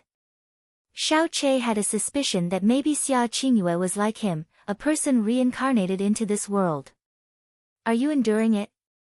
Xia Qingyue asked after a pause. Enduring it? Xiao Che let out a seemingly self-deprecating laugh, perhaps. The truth of my damaged profound vein won't change. In the profound sky continent, living a life with a disabled profound vein has made people look down on me like I am the scum on the bottom of their shoe. Is there a difference between a cowardly self-blame and a silent endurance? Enduring it? More like he was tolerating it. Yesterday's Xiao Che was exactly as what the rumors had said he was. No matter how clever Xia Qingyue was, she could not have thought that today's Xiao Che would have another lifetime's worth of memory. His temperament and mental state had also changed along with it. Xia Qingyue's beautiful eyes narrowed as she suddenly lifted the jade-like palm of her hand and stretched out 2 fingers to touch his chest. Suddenly, a cool but not entirely cold aura hit Xiao Che in the chest and spread throughout his body. As Xiao Che was about to ask her what she was doing, the cold feeling instantly disappeared and Xia Qingyue opened her lips that were like the soft petals of a flower. Your profound vein is indeed disabled, but it is not a congenital deformity. You were probably attacked when you were very young and someone directly destroyed your profound vein. Chapter 7, Frozen Cloud Asgard, was destroyed? Xiao Che frowned. Ever since he was a child, his grandfather and everybody else all said that he was born with a damaged profound vein. He even believed that himself when he got his memories of rebirth back, since his memories included the mastering of all the medical books during his lifetime. But Xia Qingyue said he wasn't born with a damaged profound vein, but instead it was damaged by an external force. In truth, no one in the Shao clan had been able to see through this guise. Xia Qingyue had only looked at him within a few breaths of time, and to her, that fact was as clear as crystal. This woman. Yes. Xiao Qingyue creased her eyebrows and gently spoke. It was heavily damaged during your childhood and your family did not notice. Because of that, it was never repaired, and now that you have already grown up, the damaged profound vein has fully formed into its disabled state, and lost all hopes of repairment. Xia Qingyue said that last statement with absolute confidence. If an adult's profound vein became damaged, their power would leak, but there were a variety of methods to repair that. However, if the profound vein broke in the early stages of infancy, the growth of the vein would start from a bad foundation and will only become worse. At Xiao Che's age, the vein had already become badly shaped, so it was impossible for it to be repaired back to normal. Xiao Che's expression did not change and simply said, "That may not necessarily be true." Xia Qingyue gently inclined her head to glance at him. "Looks like you always had the notion of repairing your profound vein." "I'll definitely fix it," Xiao Che said blankly. Xia Qingyue looked at him deeply. She saw not only confidence and arrogance but a deep layer of coldness in his eyes. She sighed in her heart and softly spoke, "The profound sky continent is a big place with numerous amounts of talented people. Perhaps there really may exist a person who can repair your damaged vein. I should not have said what I had said earlier with such assertion. You can just take it as my ignorance." In those few words, Xiao Che's impression of her improved dramatically. He hesitated, then asked, "The icy cold power you used earlier, what was that? I have never heard of anyone in Floating Cloud City with that skill." "Your master is not a person from Floating Cloud City, am I right?" "Of course, it's up to you whether or not you want to tell me." Xia Qingyue was silent for a while, and right when Xiao Che thought she would not answer, she calmly replied, "Frozen Cloud Arts." "Frozen Cloud Arts?" Xiao Che slightly shivered at the name as he felt a vague sense of familiarity. When he suddenly remembered the name of the concept, his paled and words uncontrollably escaped from his mouth, "Frozen Cloud Asgard." Xia Qingyue tilted her beautiful head and looked at Xiao Che with a surprised expression. When he shouted out, "Frozen Cloud Asgard," Xiao Che had already lost his cool, but in her eyes, he was still too calm. Even if the Lord of Floating Cloud City heard that name, his body will weaken and his legs would tremble in fright. She lightly said, "My master is indeed from Frozen Cloud Asgard, so I can be regarded as a disciple of Frozen Cloud Asgard." This fact, the only person in Floating Cloud City who knows of that is my father. You are now the second. I tell you this because you are my husband now, and this is the most basic of my respect for you. Xiao Chei's racing heartbeat could not calm down. The words, Frozen Cloud Asgard, burst into his heart like a huge bomb. Because it was the most powerful out of Blue Wind Empire's 4 major sects and also the holy land of that many yearn and long to be in. Even the Blue Wind Empire's royalty must worship their transcendent existence annually. Heavenly Sword Villa, Frozen Cloud Asgard, Xiao Sect, Burning Heaven Clan. Out of the 7 countries in Profound Sky Continent, the Blue Wind Empire was currently the smallest. Although they had the lowest overall strength, they have never been annexed by the other countries. A large part of the reason why was because of those 4 major sects. Those powers that be are not afraid of the Blue Wind Empire's strength but instead fear the 4 major sects. There is no doubt about the strength of those 4 major sects. The process in which they recruit disciples was very strict and they did not care about background in their selections. The most important thing they want in the end was talent. Everyone living in the Blue Wind Empire dream and aspire for that kind of great fortune. If you get into one of these major sects, even the lowest of disciples will bring honor and prosperity to their family. They would even be the guests of honor at court and be presented with the rank of a marquis. No one of this little Floating Cloud City had ever heard of anyone being admitted into one of those major sects, and no one would even dare dream about it. If the previous Xiao Chei heard the names of the 4 major sects, it would be like hearing the existence of the Heavenly Sky Kingdom. He would never have expected to be touched by those words. But he did not expect that the wife he had just married was one of the disciples of the top-ranked sect, behind Heavenly Sword Villa, Frozen Cloud Asgard. Xiao Chei quickly calmed himself down and asked, since you are one of Frozen Cloud Asgard's disciple, why don't your family reveal it to the public? With your identity, Xia clan can freely walk through anywhere in Floating Cloud City and nobody would dare offend them. All the rich people, including the city's main clan, will seek to curry favor from you. The growth of your Xia clan will also develop at a rapid pace. Because of you. Xia Qingyue answered. Because of me? Xiao Chei stilled in silence. Those 3 words had reminded him why. I married you with the identity of a girl from Xia clan and the entire city of Floating Cloud is in an uproar. If I married you within Frozen Cloud Asgard's disciple status, not only our small city of Floating Clouds would be in an uproar. No matter what, there would be a lot of unpredictable consequences between you and my Xia clan. After all, the difference between you and I is far too vast. Xiao Qingyue said in a light voice with clear eyes. Although she only stood there silently, she was already brilliantly dazzling. Xiao Chei slowly let out a sigh. Then why did you marry me? You know precisely why. My life was saved by my uncle Xiaoying. I am the reason why he died during an assassination attempt soon after. Since I was born, my father arranged a marriage between us in order to repay Uncle Xiaoying's kindness. Although it was my father's promise, I have no reason to disobey him and thus I have no reason to not marry you. Xia Qingyue raised her glittering cold eyes. The reason why I told you that I belonged to Frozen Cloud Asgard was to let you know that in order for me to continue to practice the Frozen Cloud arts, my heart must be like a frozen cloud. Frozen Cloud Asgard only accept women and they must be pure and uncontaminated for life. Although I did marry you, I cannot love anyone in this lifetime. You must understand my commitment. Even if you aren't a disciple of the Frozen Cloud Asgard, I don't think you would fall in love with me anyway. Xiao Chei said with a self-deprecating smile. Xia Qingyue slowly shook her head. Maybe you have misunderstood me. I have never despised you nor have looked down on you. My master had told me many times that people of a higher level should never overlook someone else, nor underestimate them. Besides, I have just reached the starting point of my journey up.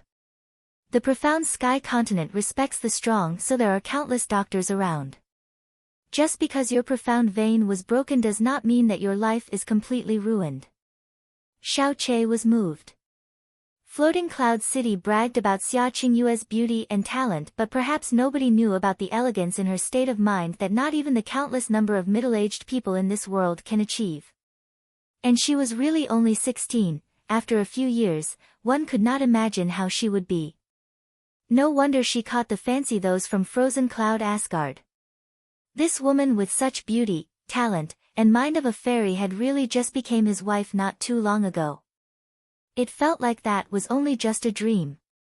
If he did not have 2 lives worth of experience and memory, he would feel a sense of inferiority and could probably not even muster up the courage to look her in the eye. "Thank you for telling me this," Xiao Che said with a passionate sigh. His eyes then became focused as his voice changed. "Then, can you tell me the level of your current profound strength?" Entering the 10th level of the elementary profound realm at the age of 16 was talent amazingly enough to stir the entire city of Floating Cloud. However, Xiao Che did not believe that Xia Qingyue was only at the 10th level of the elementary profound realm anymore. Because this unrivaled level of talent in Floating Cloud City should not catch the eyes of those of Frozen Cloud Asgard. Xia Qingyue became silent and did not answer Xiao Che's sudden question. However, her silence had indicated that her strength was higher than that of the 10th level of the elementary profound realm. "You should go to the toast," Xia Qingyue slowly replied with a glint in her eye. As her voice fell, the sound of slow footsteps came from outside the door. Xiao Hong's old gentle voice came from the door. "Young master, it is time for you to propose the toast." "Grandpa Hong, I'll be right there," Xiao Che promised. With one last look at Xia Qingyue and after patting his clothes of any dust, he walked out of the room. As soon as Xiao Che left, a bright ice aura surrounded the room and a white figure dreamily appeared in front of Xia Qingyue. Xia Qingyue lightly stepped forward and spoke with a gentle and respectful voice. "Master Qingyue, do you wish to return to Frozen Cloud Asgard with me?" The beautiful gentle voice was as misty as a cloud and as gentle as a breeze. It was enough to make even the world's coldest heart completely melt. Xia Qingyue gently shook her head. "Master, Qingyue intends to stay a while. If I leave as soon as I got married, he will suffer even harsher of endless ridicules. I ask Master to give me a month's time so I won't hurt him nor allow others to make fun of him by the time I leave." The woman dressed in white looked at her. After a while she nodded slowly and smiled faintly. "All right. It is the first time in hundreds of years that a Frozen Cloud Asgard disciple was allowed to be married. Since it had been an exception, another month's worth of wait is nothing. Thank you for fulfilling my wish, Master." Xia Qingyue's body lowered again as she hesitantly whispered softly, "Master, is it really impossible to repair his profound vein?" The woman in white shook her head without delay. "There are no such things as absolutes in this world. But at least to me, it seems to not be possible. Qingyue, it is good that you are a kind and compassionate person with a giving heart. However, I really cannot help you with this issue." Chapter 8, The Wedding Night. Xia Qingyue did not ask again. Since even this white-robed woman with such high pedigree and exalted status was sure that it was not possible, then there should not be even the smallest chance of it being possible. "Qingyue, I know you are eager in repaying your debt of gratitude since your life was saved at a young age, to even go as far as delaying your return to Frozen Cloud Asgard, but you marrying him should already be enough to repay that obligation. When you return to Frozen Cloud Asgard, your identity will be revealed. Although he may suffer more ridicule after your departure, his status of being the husband of a Frozen Cloud Asgard disciple would still be intact. At least in this little floating cloud city, with that kind of prestigious status, no one would dare to cause him physical harm." The lady in white said with a comforting tone of voice. Xia Qingyue softly nodded. "I hope so. His profound vein is disabled and he also has no other strengths. He will never be able to achieve any accomplishments perhaps in his entire life. But you are beautiful and smart. Talents of your nature are born once every hundreds of years. Otherwise, our mistress would not have let you break the rules like that and get married. Marrying you was his greatest fortune and luck in his entire life. You taking this step is justice enough. If his father was still alive and smart enough, he would have cancelled this wedding. I have to go. I will pick you up a month later. During this period, I will not go anywhere far. If you encounter any unresolvable problems, write me a letter to keep me informed. I bid teacher farewell. The white-robed woman's chin turned around. Suddenly, a beautiful face with a hint of coldness on it was seen. She wore no makeup, for her skin was as smooth as a snow-white piece of jade. People cannot help but think of the terms, a beauty with flesh of ice and bones of jade, and a face of snow with lips of pearls, to describe her as they laid their eyes upon her. Her facial features were as exquisite as they were perfect. She was charming in a way that made people unable to even dare look at her. One would think that she was as holy as she was lofty when gazing into her eyes. She was like a fairy who had ascended above nirvana, untainted by anyone of the human realm. She opened the window and her body slightly trembled. As if accompanied by an invisible cold ice spirit, she looked as if she had dissolved right at the place she once stood. Shao Clan Main Hall, a full guest house. 7th Uncle Lu, please have a drink. Xiao Che respectfully presented a cup in front of a gentle-looking middle-aged man.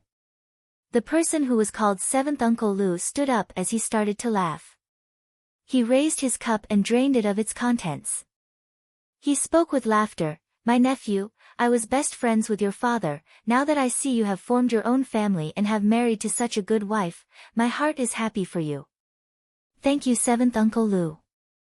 "First elder, please have a drink." Shao Clan's first elder Shao Li took the cup and gulped the entire mouthful. He then heavily slammed the cup of wine onto the table. During this entire process, aside from saying "humph" through his nose, he did not say a single word nor look Xiao Che in the eye. Even with that attitude, drinking Xiao Che's cup of wine had already expressed the large amount of face he gave Xiao Che. Xiao Che did not speak as well and moved to the next table. Just as he walked 2 steps, Xiao Li spit on the floor and opened his mouth as he spoke in a cold, harsh tone of voice within Xiao Che's hearing range. "Such a delicate flower has now been inserted into poop." Bah! Xiao Che's expression remained unchanged. His consistent footsteps had not paused and it was as if he had not heard him.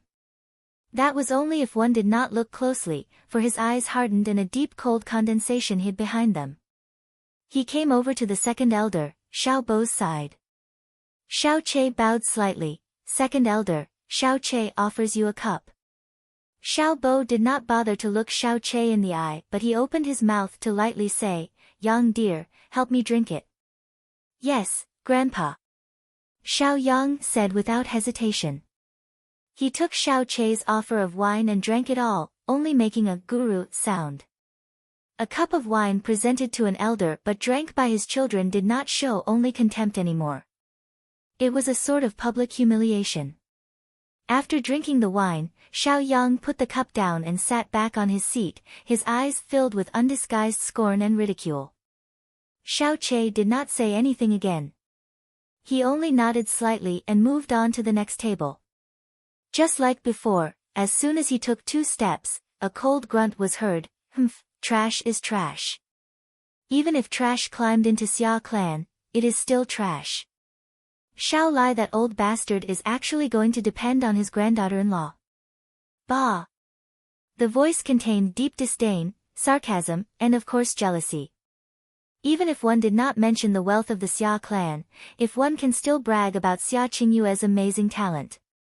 If she had not been married to Xiao Che but instead to his grandson Xiao Yang, his laughter that came from his dreams may actually become audible.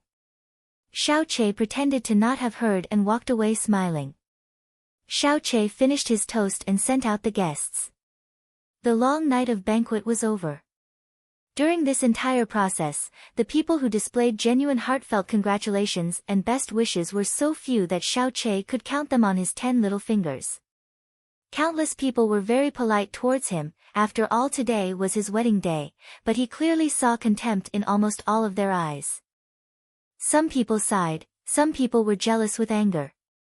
The rest had unconcealed scorn and other negative thoughts like trash and worthless written all over their faces. His profound vein was disabled, so it was a fact that he would not achieve any greatness during his entire lifetime because of that. So they don't have to be friends or be polite with Xiao Che. They did not care if they offend him, because even if he got offended, he could not do anything against them with his disabled profound vein. Before this wastrel they could be unscrupulous and not care, readily dripping in the show of their superiority. They felt strong as they looked down on this person who would never become anything but one who was weaker than them. That is the ugly reality of human nature. Take an early rest. Xiao Lai patted Xiao Che on the shoulder with a gentle smile on his face. Xiao Che did not know what was hidden under his grandpa's smile at this time. As Xiao Lai became older and older, his temper had become more and more gentle. But when he was young, he was like a candle that could easily be ignited. If someone made him upset, he would make that person 10 times angrier, and no one dared to provoke him. Xiao Che knew all too well that his grandfather's temper did not become soft due to old age, but was instead because of him. In order to protect his useless grandson, he had to become kind and soft. Even if they were looked down upon, as long as the bottom line had not been crossed, he would endure it as best as he could. This way, there wouldn't be any enemies that would come back to get revenge on his grandson after he had passed away. As the most powerful person in the floating cloud city, the fifth elder that everyone used to be afraid of, was now not respected nor feared by the other elders anymore. This was true in the case of the younger generation as well. Watching Xiao Lai's back, images of disrespectful and laughing faces appeared in Xiao Che's mind. Xiao Che clenched his fists slowly as they gradually became pale. His eyes sharpened and radiated an image of an ice-cold blade. Subsequently, the corner of his mouth slowly opened and revealed a smile that would make one's hair stand on its end. Xiao Che was definitely a vengeful person. As someone who held long grudges, in the last 6 years in Azure Cloud Continent, his heart that was filled with hatred remembered everything. He remembered everyone who had been nice to him, but also all the people who had not been nice as well. He kept it in deep in his heart, until it was time to seek revenge for even the smallest of grievances. You guys will be sorry. A deep guttural noise slowly overflowed from Xiao Che's mouth like a vicious curse. Since God gave me this chance to be another person, how could I let my grandfather and I suffer through this bullying? Back in his little courtyard, the moon was still hanging high against the sky.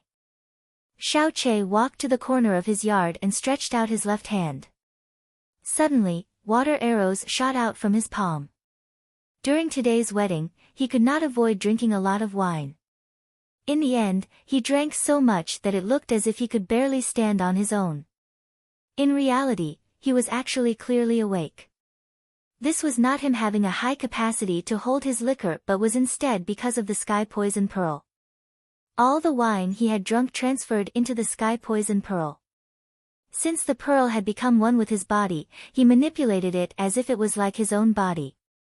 The sound of Hua Lala was heard for a long time until all the wine had been removed from the sky poison pearl. Xiao Che lifted his wine-covered left hand and smirked. He rubbed the wine directly onto his face and held his breath until his face turned red. Stumbling, he pushed his bedroom door wide open as he wobbled to his left and right, as if he was drunk. The door was pushed open and the smell of wine followed Xiao Che as he staggered into the room as if he were about to trip any second. He awkwardly lifted his head and looked at Xia Qingyue. Xia Qingyue sat on the bed with her beautiful eyes closed. It was extremely quiet. The dim candlelight flickered across her beautiful soft face, adding a bewitching mystical feel that one could not possibly resist. Xiao Che's eyes brightened and his feet shook as he walked towards Xia Qingyue. He, my wife. I have let you wait for a long time, let's go, we can now use the bridal chamber. Xia Qingyue suddenly opened her eyes and casually waved her right hand. An irresistible cold force suddenly swept up Xiao Che and pushed him out of the door. Xiao Che fell on his bottom and had almost knocked over the stone table in the courtyard. Xiao Che was in pain and rubbed his butt. It took him a lot of effort to get up and then he angrily roared, "Damn! I was only joking, you don't have to be so ruthless." I am so feeble yet you hit me as hard as you could, anyone would think that you are planning to murder your husband. The door slammed. Xiaoqie pushed forward but discovered that the bedroom door was firmly shut. Xiaoqie suddenly became depressed.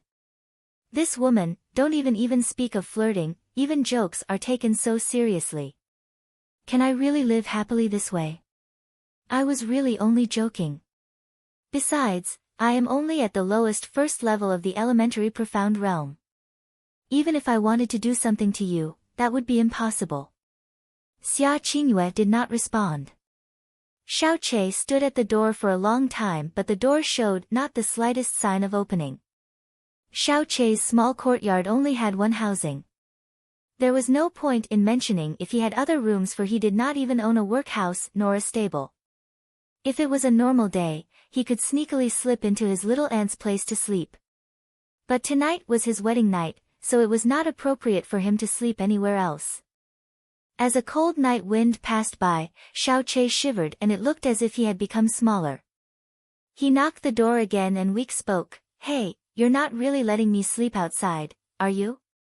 You should know that there are many people in the Xiao clan who would want to lay their hands on you. They are very upset that tonight is our wedding night. They have realized that someone as talented as you are, would not let me touch you even if we are married, so they must be waiting for something to happen for an excuse to laugh at me. If they come over and see that I was locked outside, I would forever become a laughing stock. No matter what, I am still your husband. Do you really have the heart to helplessly watch me get laughed at?" The room was still completely silent. Right when Xiaoqie had the notion of kicking the door, the closed door finally slowly opened. Xiaoqie rushed in as quick as lightning and shut the door with a bang. Xia Qingyue remained in bed with the previous attitude from before. Although she was just sitting on the bed, she emitted a hazy noble elegance.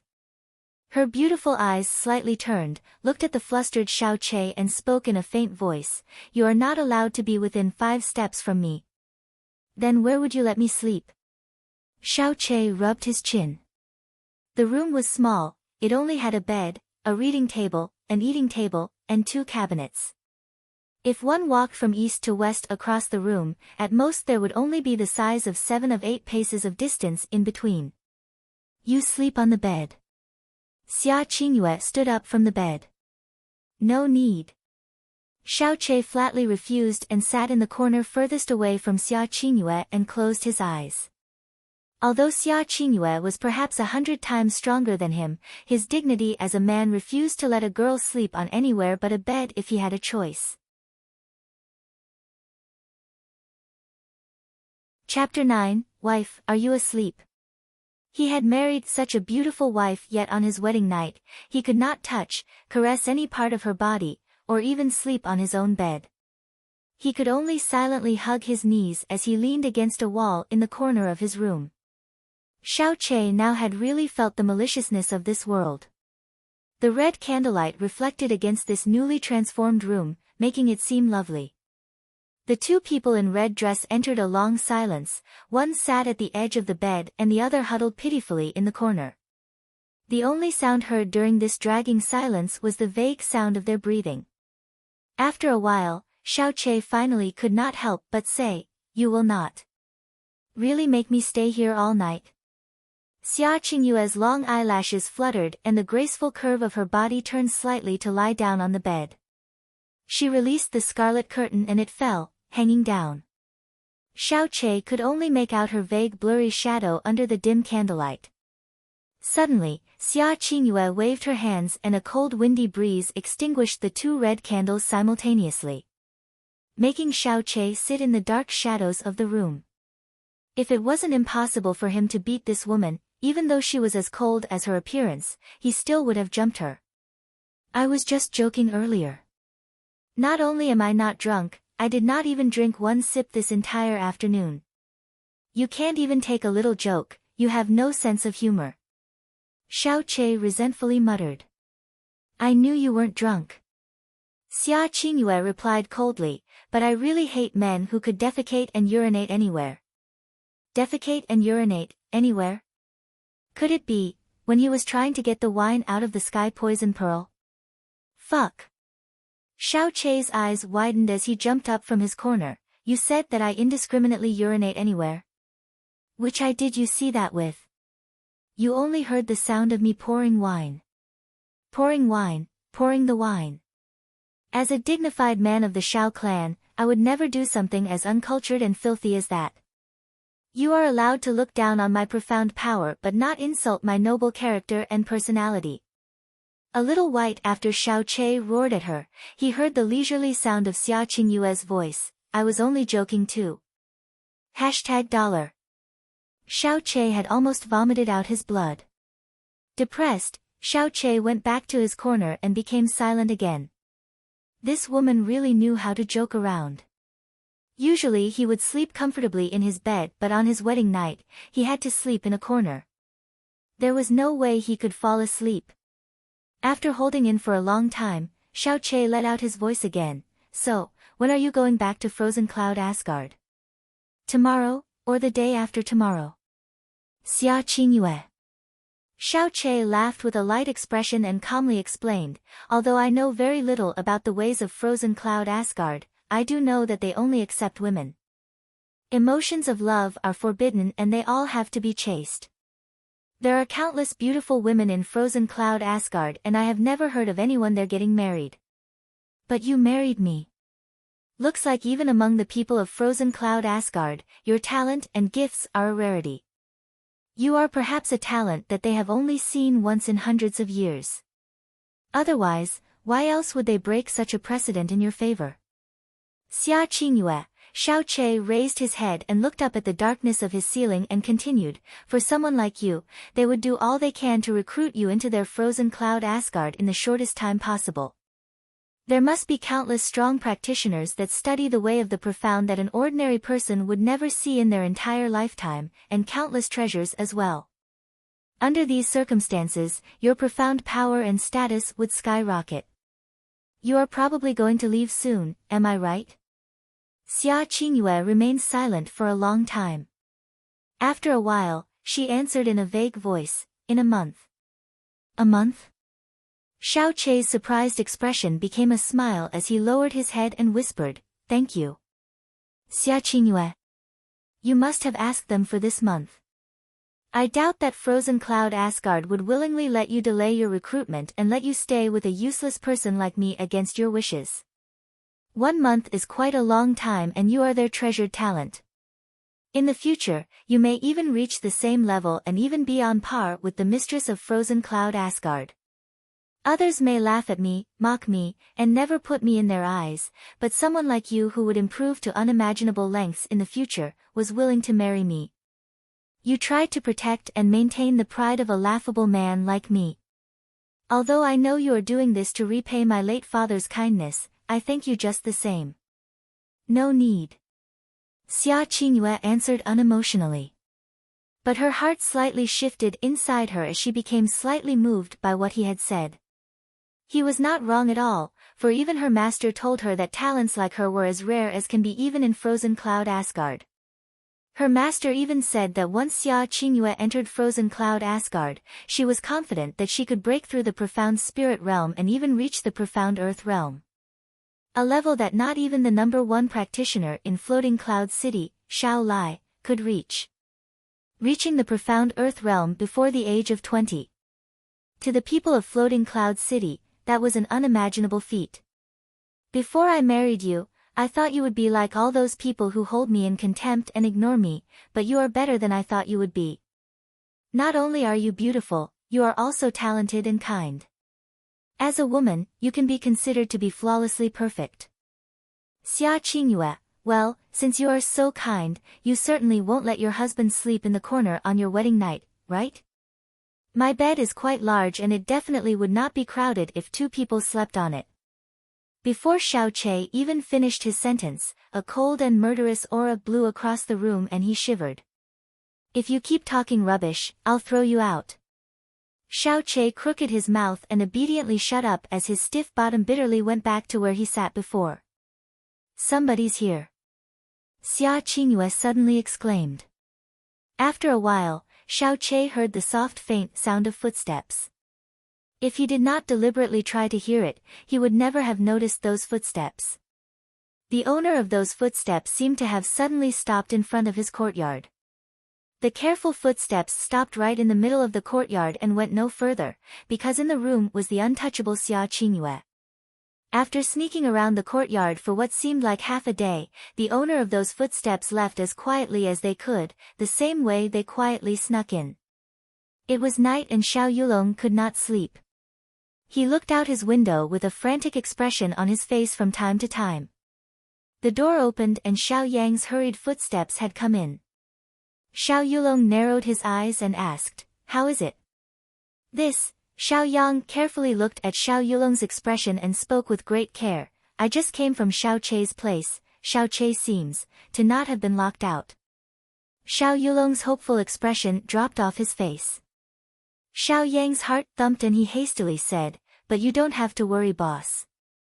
Xia Qingyue even views the guys from the governor's mansion and the Yuan family with a contemptuous disregard. How could she even like that Xiao Chei of a wastrel? Although he had not been driven out, it's probably because she pitied him. She probably does not want him to get laughed at.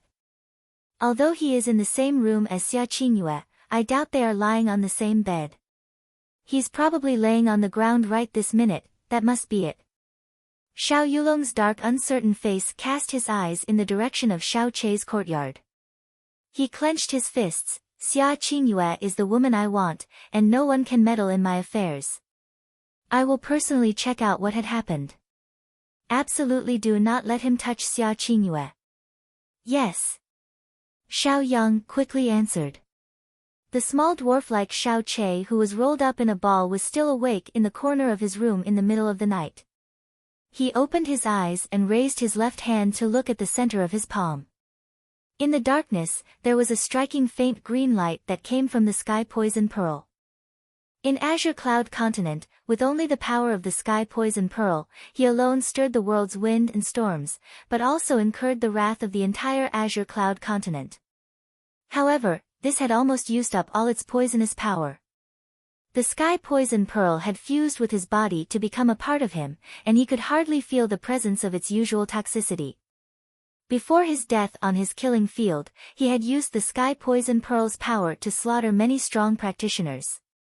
He had overdrawn the sky poison pearl's power and its poisonous powers ran dry. Overdrawing and exhausting are two different concepts. If exhausted, it could slowly recover. However, overdrawing directly depleted the source of the power, making it perhaps virtually impossible to restore it to its original strength. Today's sky poison pearl only had the most basic of detoxification, refinement, and fusion capability. Of course, its storage remained as well. With his profound vein disabled and the sky poison pearl's strength depleted, he would never be viewed as an important person in this small little city. The most intolerable fact was that he did not even have the ability to consummate his marriage with his own wife. If he wanted to have strength, the most basic step he should take would be first to repair his destroyed profound vein. Repair his profound vein. Xia Qingyue was certain that his profound vein could not be restored in ways an ordinary practitioner would use. But for him, this was not an impossible feat because he was the successor of a medical saint. His teacher had told him many times of the healer's theory in medicine. When in the face of a problem, one must remember that there is cause and effect. If there is a problem, there must be a solution. If there are people suffering, there must be healers.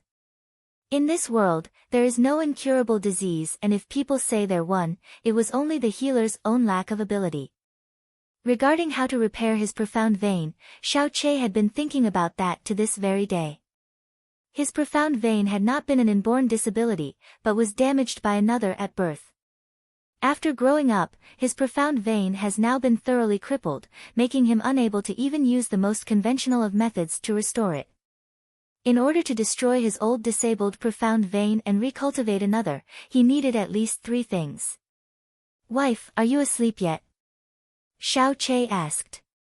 After a long period of silence, he still did not receive a response. Cough cough, "Wife, you aren't really asleep, right?" Xiao Chei asked again. "My name is Xia Qingyue." Xia Qingyue replied in a cold soft voice.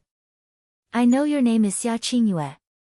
Shao Che scratched his eyebrows and strangely asked, Wife, I have something to ask you.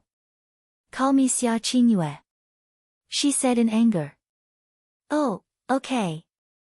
Shao Che nodded.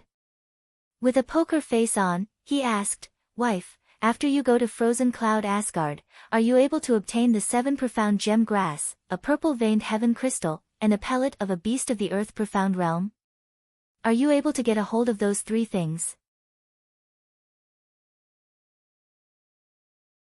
Chapter 10, Star-Concealing Grass. The 3 things Shao Che asked for made Xia Qingyue phoenix-like eyes instantly open.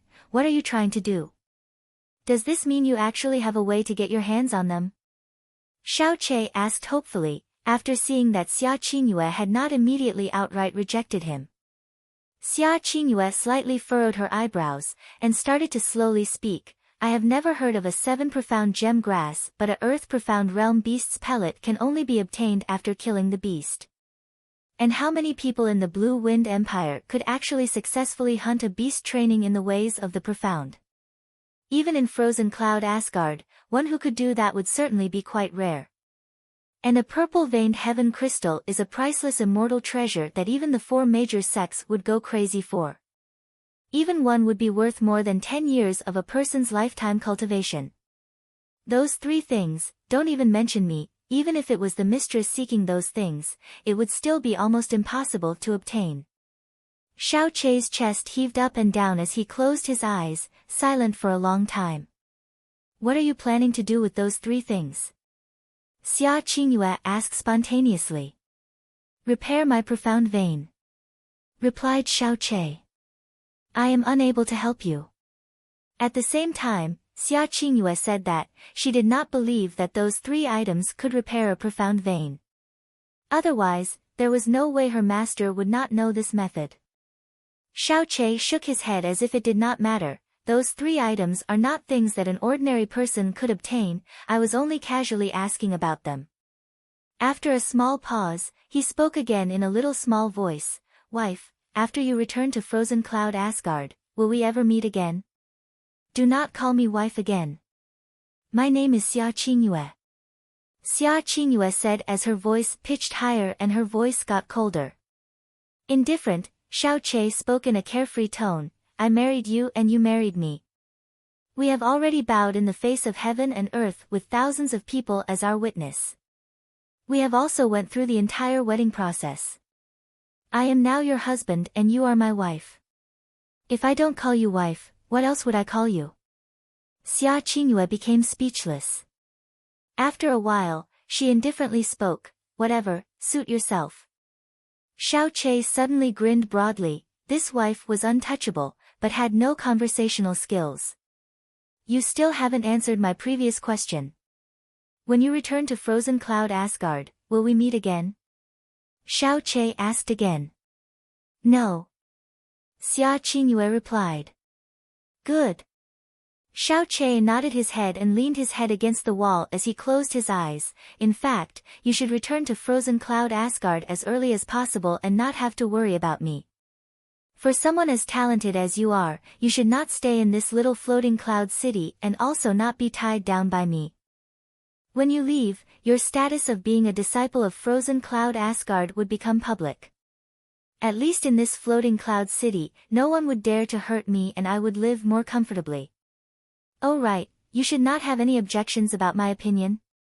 As you wish. Xia Qingyue said, expressionless. This is more like it, since you would never see me again. If you do not let me get a concubine, I might really divorce you. The forgiving Xia Qingyue's heart was as calm as water, but she had a spontaneous urge to kick him out of the room. At the same time, she suddenly saw Shao Che stand up and walk to the door. She hurriedly asked, where are you going? Can't sleep, I'm going out to watch the stars.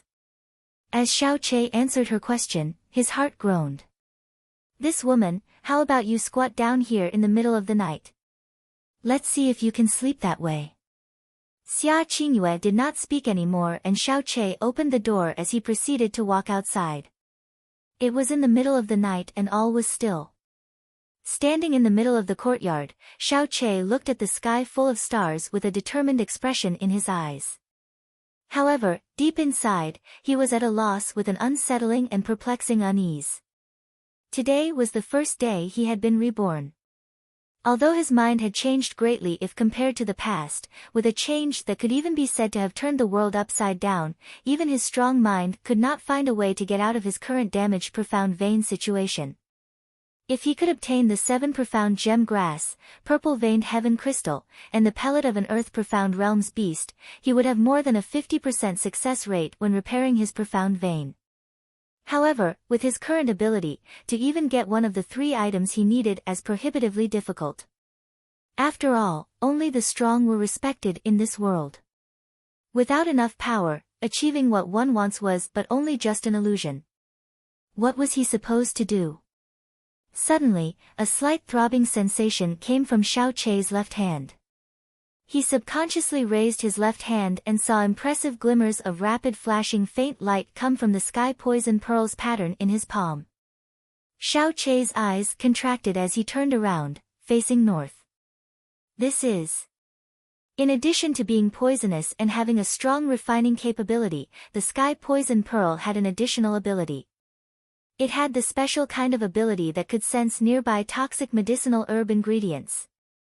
If within a certain distance from a highly toxic ingredient or drug, it would perceive where it would be, emit flashing light, and point in its target's location, but its prerequisite was that the material must be one of the highest of qualities.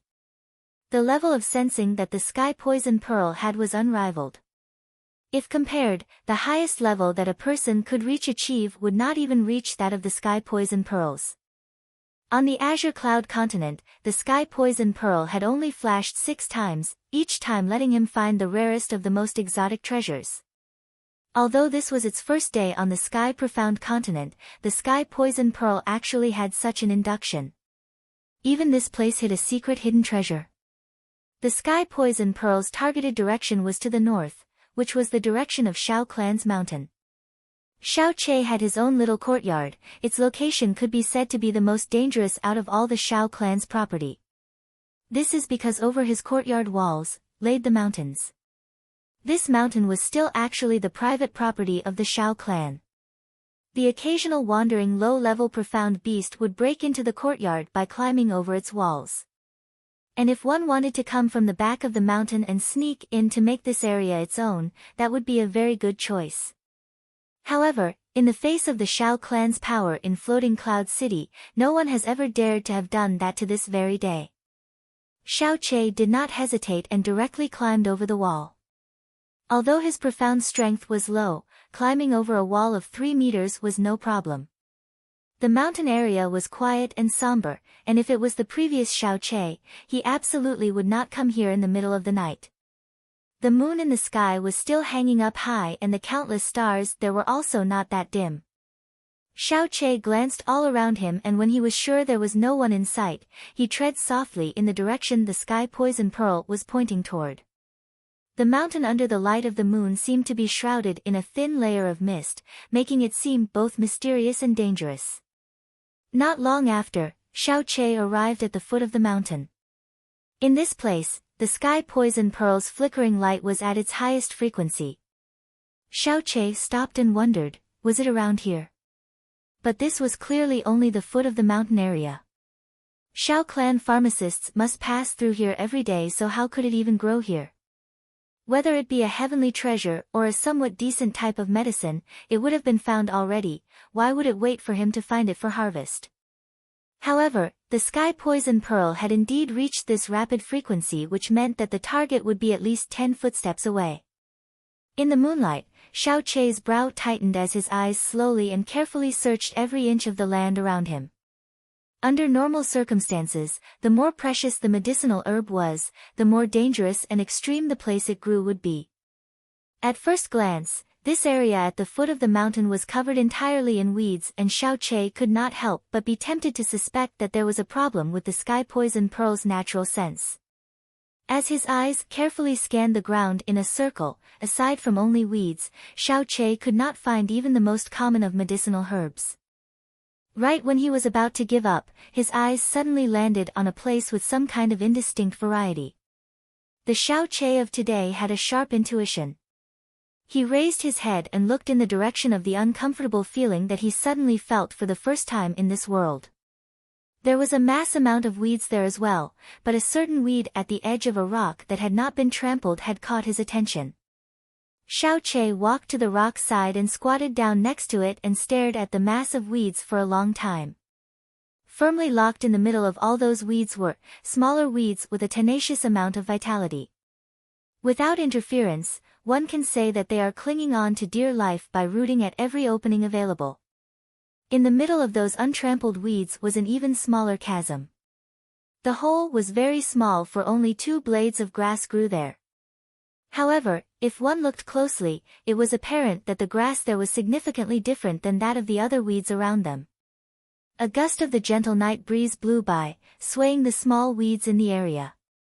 At this time, Xiao-Che's eyes had been firmly locked onto the small hole and suddenly saw the bizarre form of those 2 blades of grass. They appeared in a blink of an eye and then disappeared, without a trace. Xiao-Che's eyes widened and he was suddenly filled with ecstasy. He quickly stretched out his left palm that contained the sky poison pearl towards the little hole. Under the faint green light, the 2 blades of grass slowly appeared again. Star-concealing grass. It really is star-concealing grass. And there were even 2 of them. Xiao-Che excited growled in a low voice as he lowered his left hand with the intention of uprooting them. The sky poison pearl flashed and the 2 blades of star-concealing grass were recovered, in the palm of Xiao-Che's hand.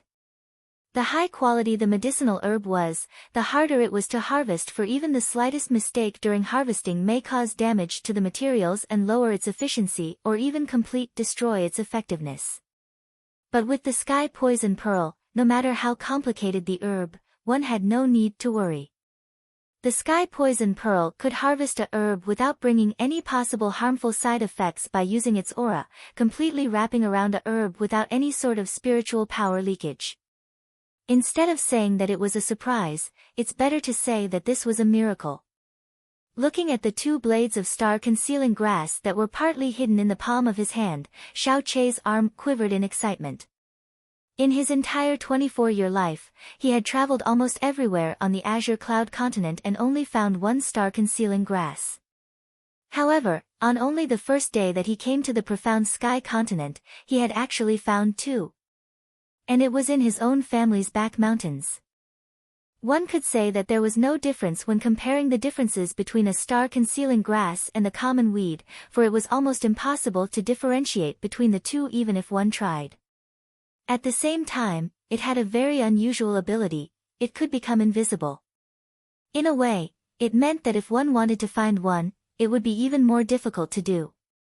His teacher had once told him that the star-concealing grass was a treasure of the heavens and earth, but there were few who knew of its existence. The amount of people who had the ability to identify it were no more than 5 in the Azure Cloud continent. In addition, the only thing in the world could completely refine this heavenly treasure was the one and only sky poison pearl. This is truly the heaven's grace assisting me. Owning these 2 blades of star-concealing grass is equivalent to having a surefire trump card. After refining them into star-concealing pills, my life would be insured even if I wanted to kill or rob people. I could do whatever I wanted to. Xiao-Che laughed as he clenched the star-concealing grass in the palm of his hand and sent it into the interspatial storage within the sky poison pearl. The flashing light that came from the sky poison pearl stopped completely after he did that. The happy Xiao-Che no longer had a reason to linger any longer and turned to go back home. As he was turning around, a cold light suddenly flashed in the corner of his eye. Xiao-Che stopped in his tracks to turn in the direction of the cold light. In the not-too-dim moonlight, he saw a vague blurry mass less than 50 meters north of him. It was an obscure white shadow. What was it? Chapter 11, The Red-Haired Girl. If it was a normal person, even with a decent amount of profound strength, one would still not dare venture forward in this scenario. But Xiao-Che did not hesitate one bit as he walked directly toward that abnormal mass of white shadow. As he gradually approached, he suddenly discovered that it was actually a person. A very quiet person was lying there. "Who are you?"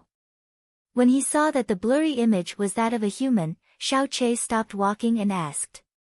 The silhouette did not respond, and there was not even a single tiny bit of breathing movement coming from it. Had this person fainted? Or had died? Who was this guy?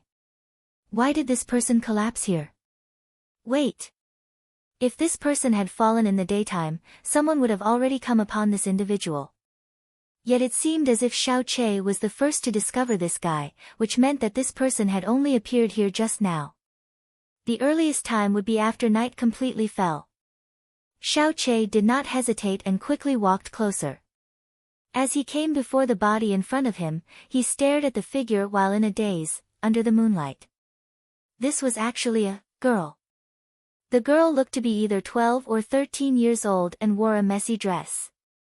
Her daintily cute and petite body was curled up like a frightened kitten. Below her skirt's hem revealed two slender snow-white legs, but upon closer scrutiny, there was actually a distribution of little fine scars.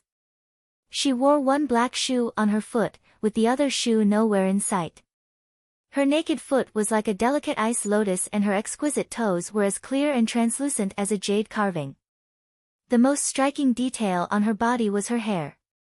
It was unexpectedly like that of an evil demon's uncanny bright red color. The cold flash of light saw in the corner of his eye was actually the reflection of her head. A girl? How could a girl be here? And how could it be possible that she had that many scars on her body?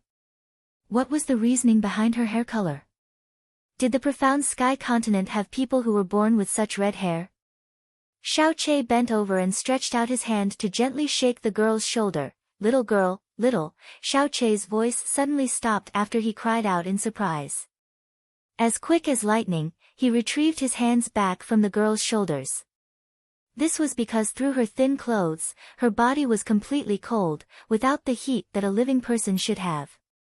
The most shocking feeling of all was when he came in contact with the girl's body. It emitted an extremely poisonous aura.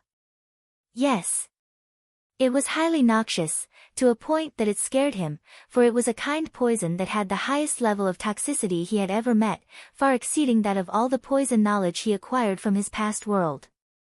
It was so terrible that once his hands came in contact, all the hairs on his body stood erect. At the same time he backed away, Xiaoqi startled in surprise yet again. The weed and vegetation around the girl under the presence of the moonlight was not dark because of the lack of light.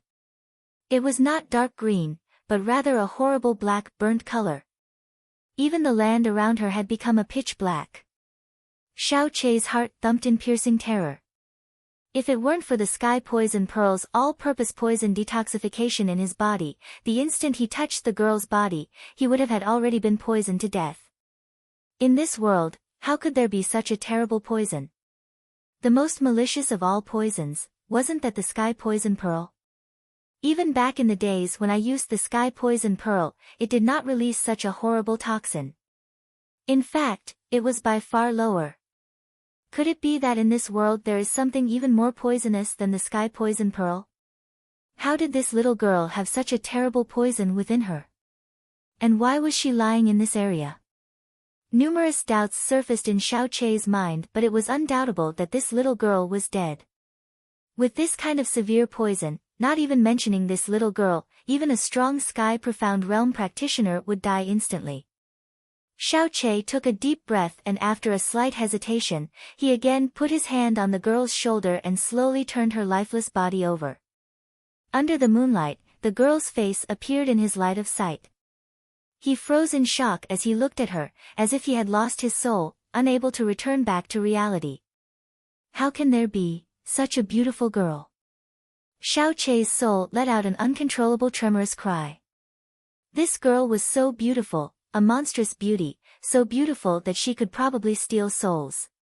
If he was not seeing her with his own eyes, he would never have believed that such a young girl could unexpectedly release such thrilling charm. As red as a demon, a face of white jade, each of her facial features were all beautiful to the extreme, and all of them combined together made her unbelievably perfect. Xiaoqie could not find any words to describe this girl's exquisite appearance. He was obviously looking at her from a close distance, but in his heart, he felt as if she was an illusion come to life, because in his subconscious mind, he did not dare to imagine that there existed someone in this world who had such a perfect face. Xia Qingyue was the #1 beauty in Floating Cloud City, and even in the Blue Wind Empire, there probably wasn't anyone that could compare to her. However, when Xiaoqie saw this girl's face, he was stunned, as if his soul had been punched heavily. He never would have thought that he would be so strong affected to the depths of his soul by only a person's face. She only looked like 12 to 13 at the moment. If she grew up to the age that Xia Qingyue was at, that would be simply unimaginable. Maybe then, she could cause chaos with only just a smile. But such a beautiful girl was killed by a toxin that a poison expert like Xiaoqie had never seen before, and she had died on the land of the Xiao clan.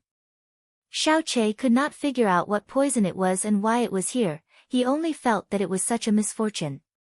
It was unfortunate that this beautiful girl had been so brutally destroyed. What kind of people would actually be cruel enough to have the heart to kill such a beautiful girl? Xiaoqie looked at the contaminated black vegetation and land around him. He hesitated for a moment but still ended up stretching out his left hand to press his palm against the girl's cold chest. The sky poison pearl then quickly started to detoxify the poison in her body. This was the Xiao clan's back mountain. Judging from the power of the poison in her body, if it continued to spread, the entire mountain could end up a dead mountain. Although the sky poison pearl's power had almost disappeared, it still had the ability to detoxify poisons. The sky poison pearl in his palm continued to shine, purifying the poison in the girl's body. Soon after, Xiaoqie felt a slight fluctuation in the girl's chest and saw the girl slowly open her eyes, one by one. She had a pair of exceptionally very black demonic-looking eyes that flashed mysteriously as she blinked. As Xiaoqie met her eyes, he felt a horror equal to that of falling down a deep abyss, that gave his heart a fright. This girl who was extremely poisonous, without any breath, and had a deathly cold body, had now opened her eyes. The girl reached out her right hand slowly and firmly seized Xiaoqie's left wrist when he was still in shock. She moved her lips and let out a voice. The voice clearly said, "Sky. Poison. Pearl." Xiaoqie's quivered as if hit by an earthquake. He could not believe his ears. Sky Poison Pearl was an object brought here by him from the Azure Cloud continent. It did not exist in the Sky Profound continent, but this girl had just said the name Sky Poison Pearl. Did he hear that wrong? Or was it just a coincidence? "Little girl, you, ah." Followed by the sound of Xiaoqie's sharp moaning pain, the girl opened her lips and firmly bit on his left finger. Blood then started to stream down Xiaoqie's middle and index finger, all flowing into the girl's mouth, without a drop on the ground. Alarmed, Xiaoqie tried to pull his hand back. Although the girl's little snow-white hand looked delicate, her grip was as strong as iron as she bit him while holding his hand tight. Xiaoqie had used his full strength but he was unable to withdraw his hand. His eyes gradually widened as he felt as if all the blood in his body flowed to his left hand by an irresistible force, to then end up being sucked into the girl's mouth. "She's sucking my blood." The girl closed her sinister dark eyes and sucked on his finger greedily, like an infant drinking milk. Who was this girl? This girl had obviously been poisoned to a deadly degree, yet she left him unable to break free of her grasp. After desperately trying to pry himself free many times, he finally gave up as he helplessly watched her suck his blood. Xiaoqie was already born with a weak body, but after losing such a huge amount of blood, his head started to feel dizzy.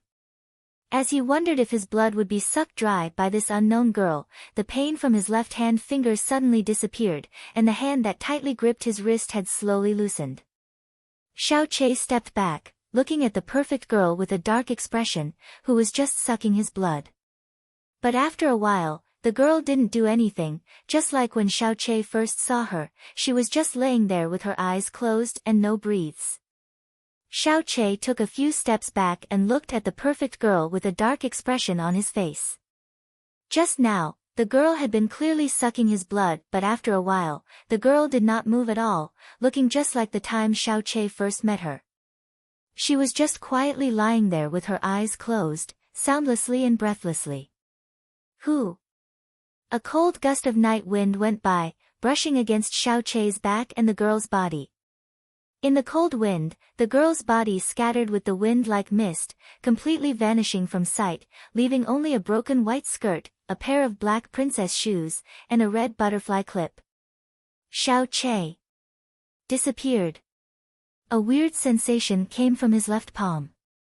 His heart immediately shivered with an astonished expression. He then closed his eyes and spiritually moved his conscious into the space within the sky poison pearl. The green interspatial storage within the sky poison pearl was supposed completely empty. When he entered inside this time, he saw a quiet floating snow-white jade body in front of him. Xiaoqie widened his eyes as he used his hand to cover his nose for the first time in his life. This girl was that little girl who had sucked his blood. The only difference was that she had not a strand of thread on her body and her entirely naked body appeared in front of his eyes. Her eyes were closed tight and her snow-like face was tranquil. Her long bloody hair fell down, dancing by itself without the slightest breeze. Her skin were as tenderly smooth, moist, and as white as an infant's, with delicate baby fat. The girl's eyebrows were like emerald feathers, her waist was thin, and her legs were daintily straight, as if made of jade. Although she was young, her upper body had considerably matured. Her snow-white breasts were like two jade pearls on her perfect body, as soft as the springtime shoots of bamboo. A beautiful, breathtaking sight. This was a body that was still not matured yet, but there was still the release of a stunning charm that would steal souls in her immaturity. It was as if all the beauty in the world had been mustered inside this body of ultimate perfection. Xiaoqie used his will to concentrate as hard as he could to move his eyes away from her body. He turned around while still clutching his nose. The instant he saw the girl's body, he felt as if his blood would flow upwards. He believed that if he continued to watch her, his blood would definitely spurt out. Why was she not wearing clothes? No. That wasn't the main point. She had clearly disappeared before, so how did she suddenly appear inside his sky poison pearl? The sky poison pearl had fused with his body, so I should be the only one who could control it. How could she appear in here without my command? Was it because she sucked my blood? What the hell was going on? Xiaoqie's brain became a total mess. Even with his 2 lifetimes worth of academic experience, he was unable to understand what had happened.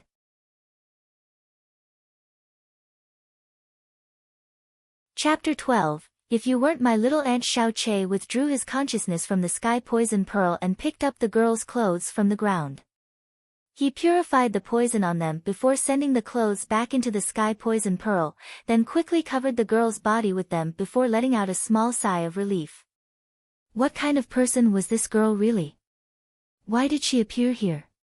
Why did she suck his blood? How did she know about the sky poison pearl? And how did she enter the sky poison pearl? Xiaoqie could not think up of an answer for any of these questions. He silently watched this girl for a long time and then stretched out a hand to lightly touch her upper lip. His fingertips immediately felt a tiny bit of warmth, a contrast to the earlier icy coldness. A weak breath could also be felt, evenly brushing against his fingertips. These were all signs of life. Little sister. Xiaoqie called, shaking her body. No matter what the time, a woman's appearance was her strongest bargaining chip and most powerful weapon. If this girl wasn't as beautiful as a fairy, but instead horrendously ugly to a point that one would throw up for 3 days with just a glance, Xiaoqie would absolutely, without hesitation, kick her out from the sky poison pearl. But this girl was not only thoroughly shrouded in mystery, but had also just then bit his finger and forcefully sucked his blood, causing his body to break out in a cold sweat. She even strangely appeared within the sky poison pearl. However, when Xiaoqie looked at her, rather than the previous sense of danger, he instead felt an undeniable sense of pity. This was because this girl was such a beauty, so beautiful that it was impossible for anyone to associate her with the word danger. Rather than a man's natural instinct, it was more appropriate to say that this would be countless men's most base of nature. Xiao Che shouted for a long time, but the girl did not respond at all. He stepped back a few paces and then silently gazed at her. This girl was definitely not normal. Xiao Che thought to himself. From the scars that were on her body, and her ripped-up clothing, it was easy to see that the poison on her body wasn't accidentally spilled, but rather forcefully applied by someone else. For this young girl, the most ordinary poison would have been enough to kill her, but her enemy instead used a poison so strong that it alarmed even him. The person able to use this kind of poison was definitely a very frightening person. What was even more frightening was that, even with her entire body covered in this poison, she still had not died yet. Then, what should he do with her? Should he just let her quietly sleep inside the sky poison pearl? Xiao Che pondered for a long time before silently leaving the sky poison pearl, leaving the girl inside. Although this girl had just then sucked his blood, it seemed to be an unconscious behavior. A girl this beautiful, how could she possibly be evil? If he took a step back to think about it, at such a young age, how could she become a threat? He also had no idea when she'll wake up. After purifying the poison on the ground to the best of his ability, Xiao Che started to leave. In the dead of night, he could only hear his own footsteps. When he was only about 100 steps from the Xiao clan's back wall, he suddenly saw a shadow walk directly towards him. His footsteps suddenly stopped as he looked ahead. Who was sneaking out here this late? The shadow in front of him also discovered him and stopped, vigilantly asking, "Who is it?" This voice caused Xiao Che to immediately stare, involuntarily saying, "Little ant?" "Ah." The shadow let out a quiet gasp, then quickly ran over. Coming closer, the moonlight revealed a dainty but charmingly elegant cheek. It was precisely Xiao Lingxi. Upon clearly seeing Xiao Che, she opened her eyes wide. "Xiao Che? Why are you here?" Xiao Che scratched his head. "I couldn't sleep, so I came out to stargaze." "Stargaze? Tonight is your wedding night, you aren't with your Xia Qingyue consummating your marriage, but instead came out here to stargaze?" Xiao Lingxi grabbed Xiao Che's arm, an angry pout on her face. "Don't you know that it's dangerous here? From time to time, profound beasts will come out, and when it's this dark, sometimes bandits will come here. What would happen if you carelessly ran into them? I have told you many times now, if I or your grandfather aren't by your side, you absolutely can't come out here, even if it's during the day. You actually did not listen to my words." As she talked, Xiao Lingxi also angrily pinched Xiao Che's arm as punishment. "Ah! It hurts, it hurts." Xiao Che hurriedly yelled and then apologetically said, "Little ant, I know I'm in the wrong, next time I definitely won't dare." "You want there to be a next time?" Xiao Lingxi glared at him with her beautiful eyes. "There definitely won't be a next time. If I want to come to the rear mountains in the future, I definitely will call for Little Ant to come with me," Xiao Che solemnly vowed. With that said, if it weren't for his extra life's worth of memories, he definitely wouldn't dare to come out to this place alone at night. That's more like it. There's not allowed to be a next time. Then, "Little ant, why did you come here? It's this late already?" Xiao Che asked, confused. Xiao Lingxi's voice lowered, her eyes appearing a bit hollow. "I don't know why, but I couldn't sleep tonight. Then I saw that the stars were really bright tonight, so I wanted to come to the rear mountains to take a look." Xiao Che looked up at the sky, then said with a smile, "In the past, Little Ant and I would frequently sneak out here at night to enjoy the evening wind and look at the stars. And would frequently get caught and scolded by grandfather." Xiao Lingxi responded, then quietly said, "I also thought about that, so I thought I'd see how it felt to come out by myself to stargaze. Because in the future, I might not be able to stargaze with little Che." "Ah. Why?" "Stupid. Because little Che is married. In the future, you should be accompanying your wife, Qingyue, to bed at night, rather than coming out to enjoy the evening wind and stargaze. Xiao Lingxi coldly glanced at him and then pouted for some reason. That's not true. As long as little aunt is willing, no matter when, would willingly come here with little aunt to stargaze. See? Aren't I doing that with you right now? Xiao Che said with a smile. You're still saying that. Sneaking to the rear mountains during your wedding night. Ah. You weren't forced out here by Xia Qingyue, were you? Upon thinking of that, Xiao Lingxi's face filled with rage and she stamped her feet. Humph. That's too excessive, I'm going to go find her. You don't need to worry about her. Xiao Che grabbed Xiao Lingxi's hand. I wasn't forced out here by her. I came out by myself. Maybe I just carelessly predicted that I'd meet little aunt here. Come on, let's go to that place. Ah, leading Xiao Lingxi by the hand, Xiao Che jogged through the cool evening wind towards that familiar place. This was a small hilltop covered by soft and tender grass. Xiao Che and Xiao Lingxi leaned against each other shoulder to shoulder, bathing in the occasional evening wind, their hearts at peace. I thought that after little Che got married, I would lose a large part of you. Xia Qingyue is so beautiful, better than me in every aspect. I was afraid that once you had her, you would always stay at her side, leaving me with less and less time with you. Looking at the night sky, Xiao Lingxi's eyes overflowed with a wavering light that was even brighter than the stars. Little aunt really didn't believe my words at all. Xiao Che bitterly replied, I clearly said this morning that in my heart, 100 Xia Qingyues won't compare to little aunt. Little aunt forced me. Wait no, promised with me. I firmly remember, and will definitely willingly comply. After I marry Xia Qingyue, I won't forget about little aunt just because I have a wife. I'll spend the same amount of time with little aunt like before, I will listen to little aunt's calls and would arrive as soon as I'm called just like before.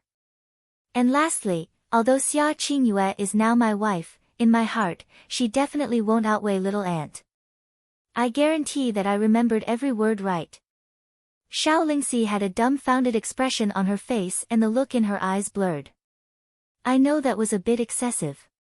I was just playing around. You really kept it in your heart all along? Of course. Xiao Che nodded without hesitation. Because little aunt and grandfather are the most important people in my life. Other people can't compare. Little aunt, I promise you, even though I'm now married, you won't ever lose me, just like I hope to never lose you. Hee hee, Xiao Lingxi happily smiled, her hands hugging Xiao Che's arm. She rested her head on his shoulder. As expected, my little Che is the most well-behaved, most obedient.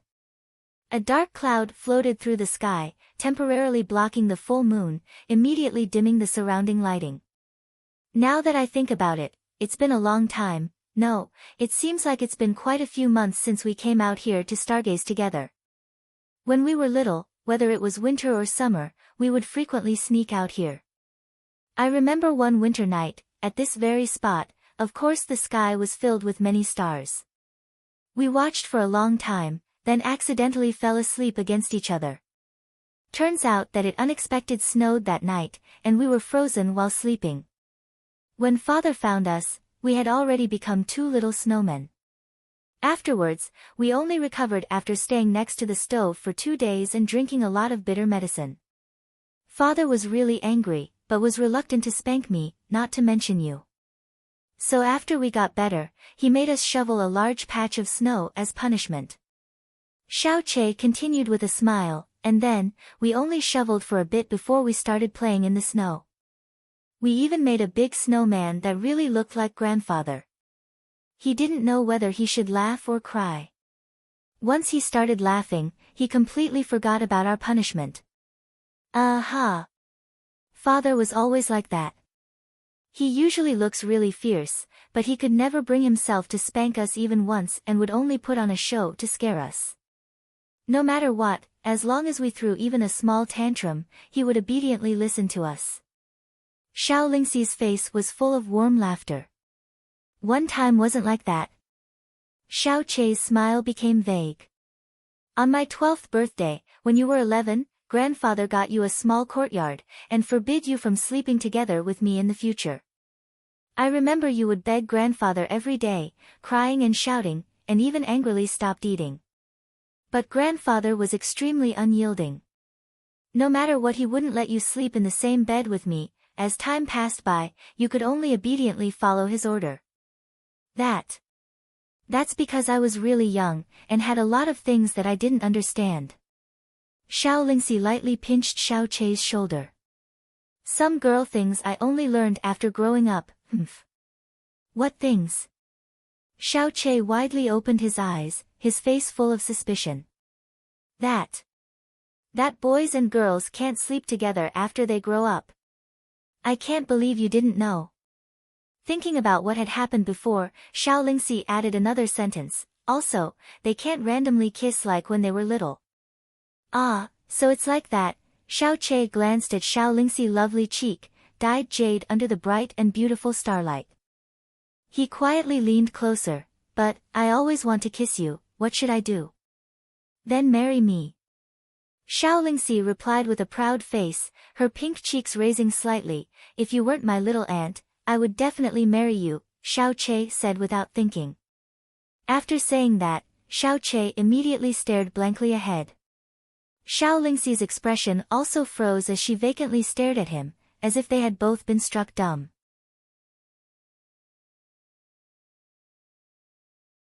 Chapter 13, The Dangerous Haze. Little aunt, why are you looking at me with such a strange expression?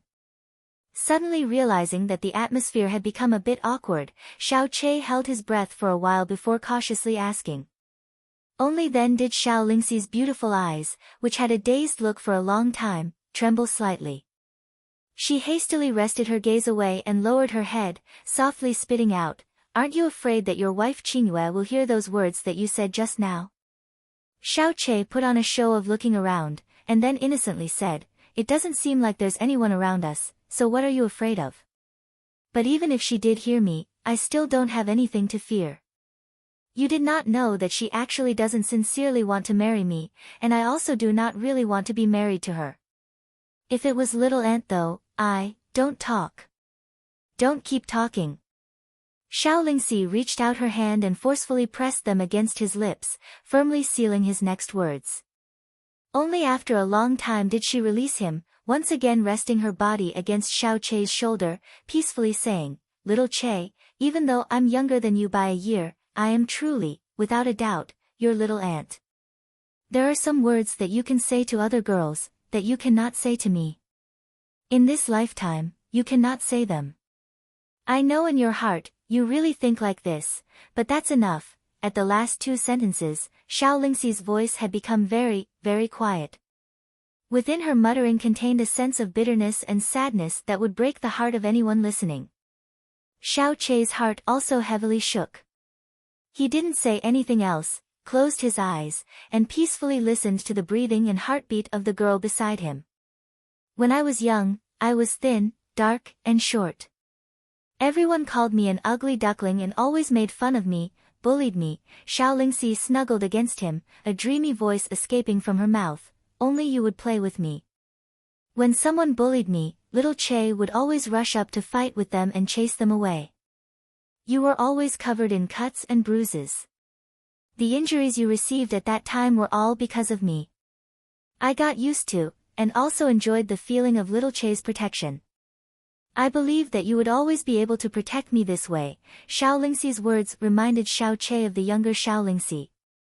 At that time, she truly was thin, dark, and short as she had just described, in every sense an ugly duckling.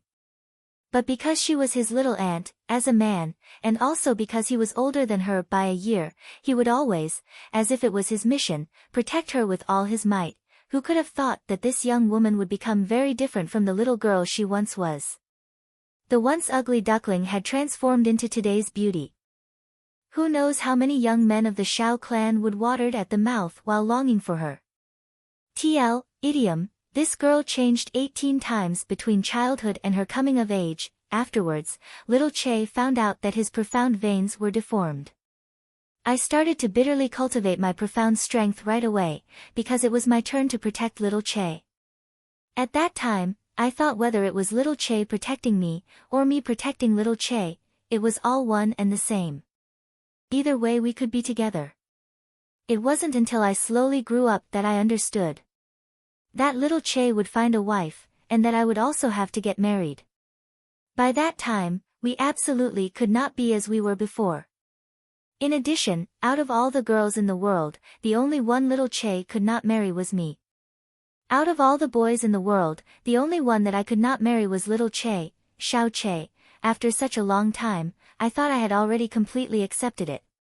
Today little Che got married. I should be really happy, but from morning to evening, it was like something had been stuffed in my heart.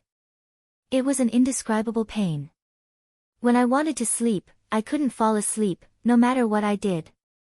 And little Che, when you said those kinds of words to me, I was somewhat happy, yet also really sad. What has happened to me? Xiao Che's stomach heavily lurched. While he still had not spoken at this time, he also had no idea what he should say. The dangerously hazy feeling between him and Xiao Lingxi was born a long time ago. When they became conscious of these kinds of dangerous, forbidden feelings, they still stayed together night and day, but never had even a bit of honest conversation about it. Rather, in their hearts, they blamed it on familial affection. The him without the lifetime of memories from Azure Cloud Continent had a cowardly and self-abased personality.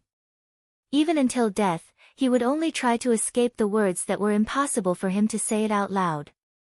Until those kinds of feelings were completely buried.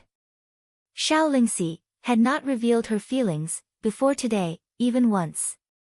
But the Xiao Che of today was not the Xiao Che from yesterday, and he said those earth-shattering words.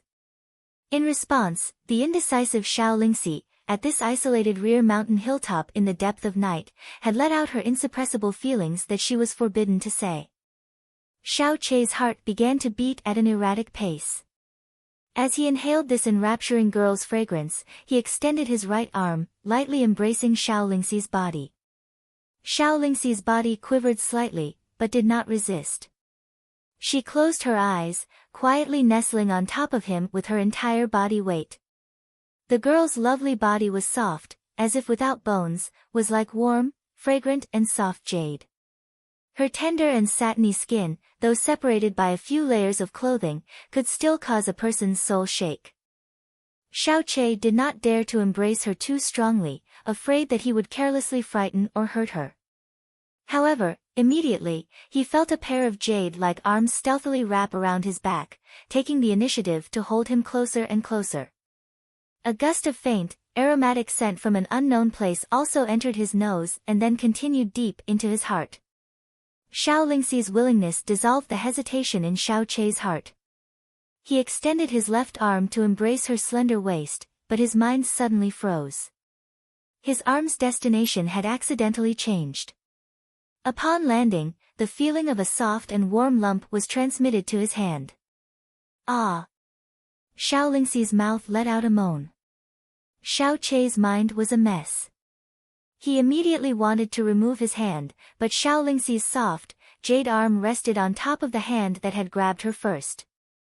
At first, Xiao Che thought she wanted to swat away the hand that had accidentally violated her, but her jade-like hand only grasped his palm and rested there, not moving away, but not allowing him to flail about. Between these proudly towering breasts, Xiao Che still could clearly feel her wild heartbeat. The sound of Xiao Lingxi's breath was rough and heavy.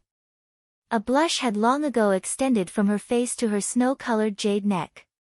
She tightly closed her eyes and burrowed her head against his chest, completely motionless, as if trying hard to prove that she had already fallen asleep. Xiao Che also closed his eyes, completely still and completely silent, the two of them peacefully cuddling against each other. At this point, neither of them were willing to talk, for that would break this completely undisturbed dream.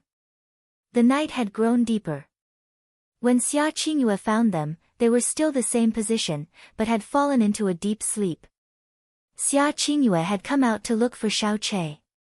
She originally thought he had just left to take a breath of fresh air. While he was out, taking a breath of fresh air, she had also left the bed and laid out the blanket in that corner so that he could safely sleep there upon his return. But after waiting a long time, he still had not come back. Instead, from the direction of the earlier sounds, he seemed to have climbed over the wall toward the Shao clan's rear mountains.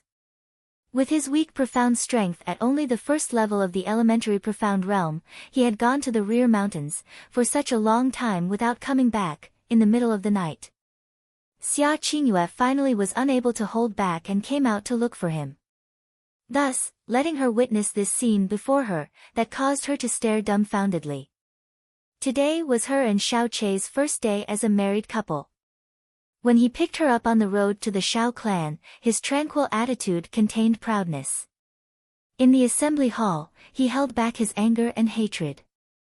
In the bridal chamber, though he said all kinds of things and had a vulgar mouth, his expression and the look in his eyes unceasingly swayed fascinatingly between confusion, unwillingness and despondence. There was even a desolate loneliness that even she could not understand. But now, him nestled together with Xiao Lingxi was sleeping with incomparable steadiness. The corner of his mouth was raised very slightly, clearly revealing a warm smile.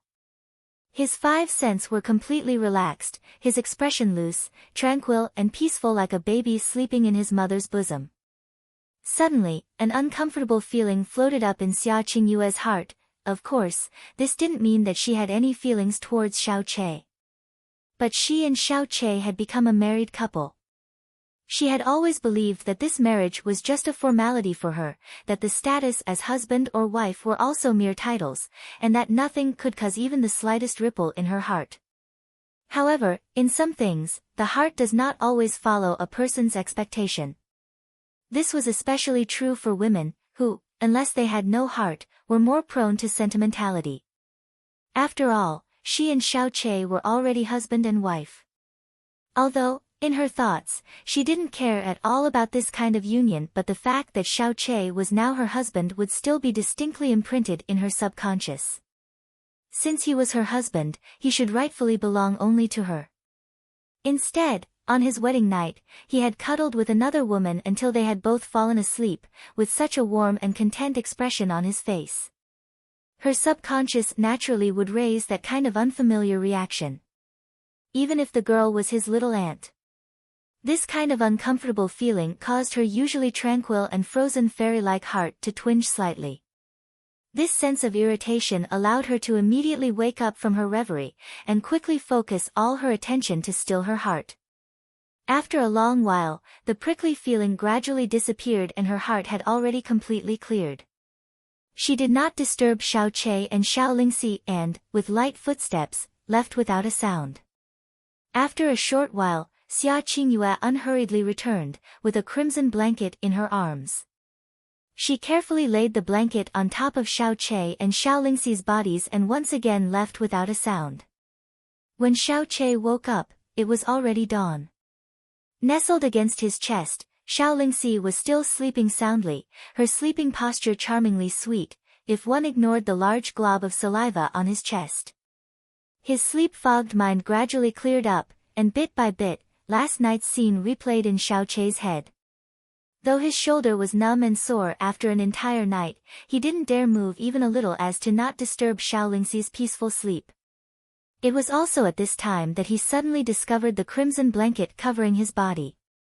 Well, fuck, as he raised his hand to grab the blanket, a low, uncontrollable roar spewed out of Xiao Chei's mouth. This clearly was the blanket that was just prepared yesterday, and had been laid out on the bridal chamber bed.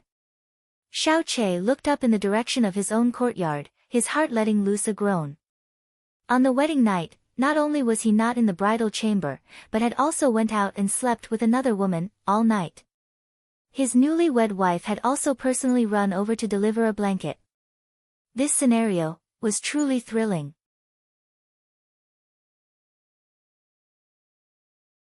Chapter 14, Letter from the Shao sect. It was early morning. The sky had barely begun to brighten when the master of the Shao clan, Shao Yunhai, was woken from his deep sleep by the sound of urgent knocking on his door. Clan master! Clan master, are you awake? Xiao Yunhai opened his eyes, took a glance at the light outside and then asked, with a frown, this early in the morning, what happened? It's the Xiao sect. A letter from the Xiao sect. From outside the door came this excited, trembling voice.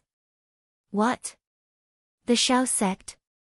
This master of the Xiao clan, one of the most powerful people in Floating Cloud City, sprung up from his bed as if stabbed by a dagger on the butt. He haphazardly threw on his clothes and, not even bothering to straighten his hair, threw open the door hastily, grabbing the Xiao clan disciple that was outside. He bellowed with wide eyes, you said the Xiao sect? The Xiao sect? Yes. It's definitely the Xiao sect. That Xiao clan disciple swallowed with great difficulty, nodded with all his strength, and then presented the letter in his hand to Xiao Yunhai. This letter has the eagle seal of the Xiao sect. In this Blue Wind Empire, no one would dare to forge the Xiao sect's insignia. As soon as he saw the Sky Hawk seal on the letter, Xiao Yunhai's entire body shook.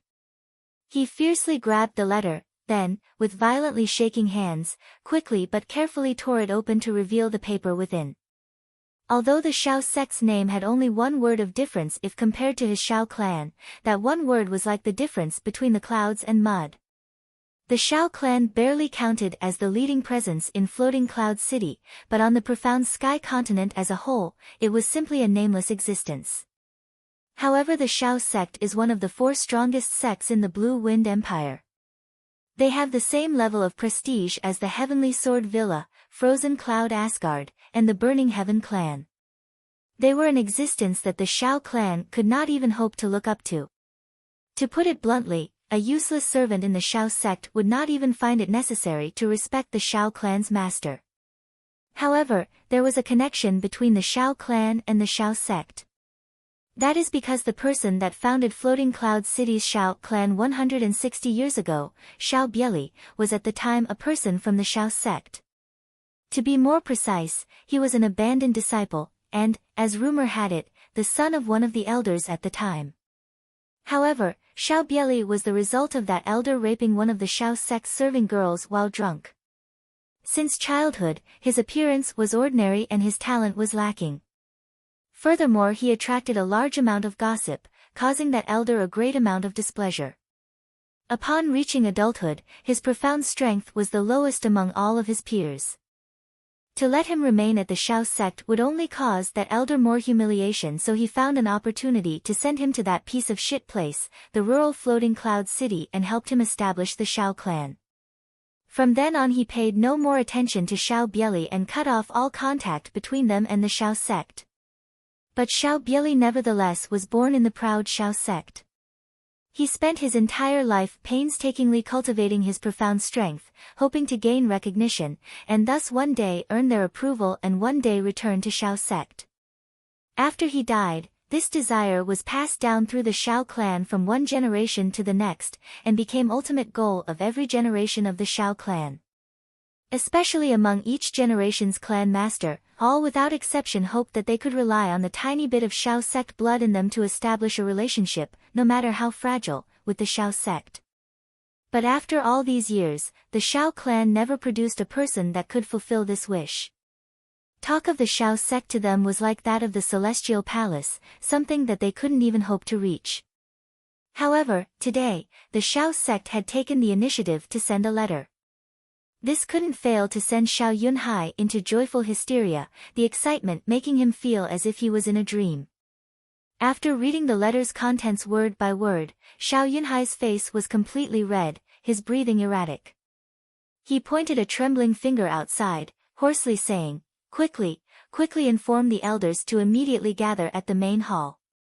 Tell them we need to discuss big news concerning the future of our Xiao clan. Go quick. Ah. Yes. The Xiao clan disciple immediately answered and ran off in a panic. Xiao Che carefully opened the door, crimson blanket in hand, only to find that Xia Qingyue was already sitting beside the bed, awake and dressed. Her beautiful eyes that were as calm as water, watched him without even a tiny ripple. Xiao Che immediately tossed the blanket on the table. With a face not red and a heart not racing, he calmly asked, "Wife, you're up so early. Did you sleep well last night? You're not going to first tell me where you went last night?" Xia Qingyue faintly asked, her beautiful eyes narrowing slightly. "No need." Xiao Che stretched his body and then started to straighten his hair using the mirror, "Because I know you definitely aren't interested." Xia Qingyue, although he fell asleep at the rear mountains with Xiao Lingxi last night, when he woke up, his mood was unusually good. After he straightened out his clothes and hair slightly, returning to his pretty boy image, Xiao Che stood up to leave and said, "Let's go. It's the morning of the first day, we have to go pay our respects to grandfather. This you won't refuse, right?" Xia Qingyue stood without a word and stepped out of the door ahead of him. Xiao Che loosened his shoulders and quickly followed her out. Xiao Lai woke up early every day, and today was no exception. Upon entering Xiao Lai's courtyard, the first thing they saw was him watering his flowers and plants.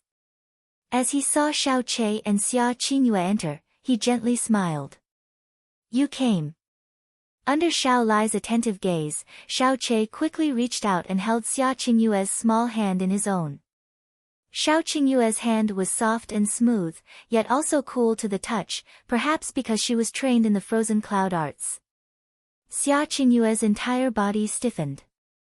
Right before she was about to yank her hand free from Xiao Che, she noticed Xiao Lai's gaze, and had no choice but to quietly tolerate it.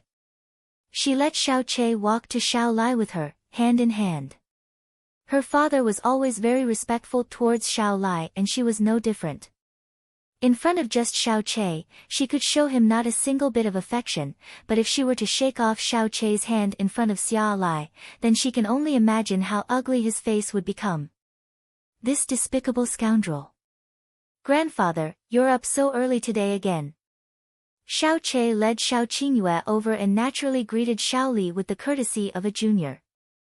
"Qingyue pays her respects to grandfather." Qingyue lightly curtsied, her posture gentle and dignified. The fact that it was her first time being led by the hand, and used by such underhanded methods, left her both angry and helpless. If it weren't for the fact that her profound strength would be detected by this elderly man at the apex of the spirit profound realm, she would have definitely used the frozen cloud arts to freeze Xiao Che until he grimaced. "Ha, you two also woke up very early." Seeing Xiao Che and Xiao Qingyue's intimate appearance, Xiao Che's face revealed a cheerful expression. Qingyue, even though the age of 16 is a bit early to get married, it also set a part of my heart at ease. Qingyue, you should already know about Che condition. Frankly speaking, this wedding honestly was not fair to you. But our family will spare no expense to make it up to you. Right now, my greatest wish is to see the two of you peacefully live your lives. Xia Qingyue had not managed to reply before Xiao Che hurriedly said, "Grandfather, don't say that. I, Xiao Che, am your grandson. There isn't a woman under heaven that I'm not fit for." Where did we wrong her? After joining the family, of course she'd come pay her respects to grandfather and then carefully take care of me as the days pass. If she doesn't do it right, then I'll divorce her and find a better wife. Don't you agree, Qingyue my wife? If it weren't for the fact that Xiao Lai was standing right in front of them, Xia Qingyue would definitely have forever frozen Xiao Che's mouth shut with a gust of the frozen cloud fairy's secret arts. Ha ha ha. Xiao Lai burst into laughter, helplessly shaking his head. He looked at Xiao Che with a pampering look. "Oh you, Qingyue had only just joined the family and you're already bullying her like this. Qingyue, don't listen to his nonsense. This brat, hasn't had an honest mouth since he was young. You two should not have eaten this early, right?" Knowing that the two of you would come, old Hong already had the kitchen send over breakfast. "Come, let's eat together." "Yes, grandfather." "That's right, should we call for little aunt to come as well? She had always loved to sleep since she was young. Since it's still early, let's not bother her." The dining table inside the house was indeed already laden with 3 just-cooked portions of breakfast. Xiao Che never let go of her hand and dragged Xia Qingyue, who was with great efforts trying to look natural, to sit shoulder by shoulder on one side of the table. Xiao Lai began to take his seat opposite them. He had only touched his seat when the sound of hurried footsteps came from outside, accompanied by a coarse voice, "Fifth Elder. Is the fifth elder here? What is it?" Xiao Lai stood up and slightly wrinkled his brow. Clan Master's order. All elders are to immediately go to the main hall to discuss news concerning the future of the Xiao clan. You must immediately go. Xiao Lai stood up, grabbed the jacket offered to him by Xiao Hong and then spoke to Xiao Che and Xia Qingyue. Looks like it's an emergency. You two eat first. There's no need to wait for me. There wasn't a single time in Xiao Lai's memory wherein such urgent summon came so early in the morning. He draped his jacket over his body, then quickly left. Xiao Lai had only just left, but Xiao Che's hand left Xia Qingyue's as fast as lightning. His body also jumped backwards with a whoosh as his eyebrows slanted slightly. He said with a grim face, "Qingyue, my wife, you are very clever, so you should definitely understand that the reason I held your hand was to give grandfather some peace of mind.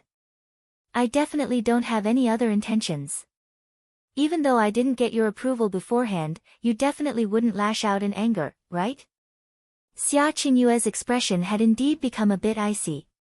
She coldly spoke, "If you dare to randomly touch my body again, then I won't be this polite anymore." "Hey!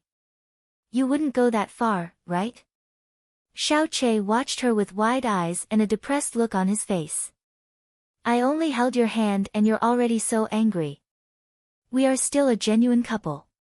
Even if you're only married me to repay a debt of gratitude, we're still husband and wife. Since we're a married couple, it's normal for me to touch everywhere, not to mention the hand. No, rather, that's how it's supposed to be. You've been married to me less than a day and yet have always been cold and indifferent. You wouldn't even let me sleep on the same bed on the wedding night. Now even holding your hand causes you to get so angry." Sobs. "What kind of wife did I marry? It's practically even worse than taking an empress for a wife." Xia Che's temperament was more and more giving Xia Qingyue a feeling of helplessness.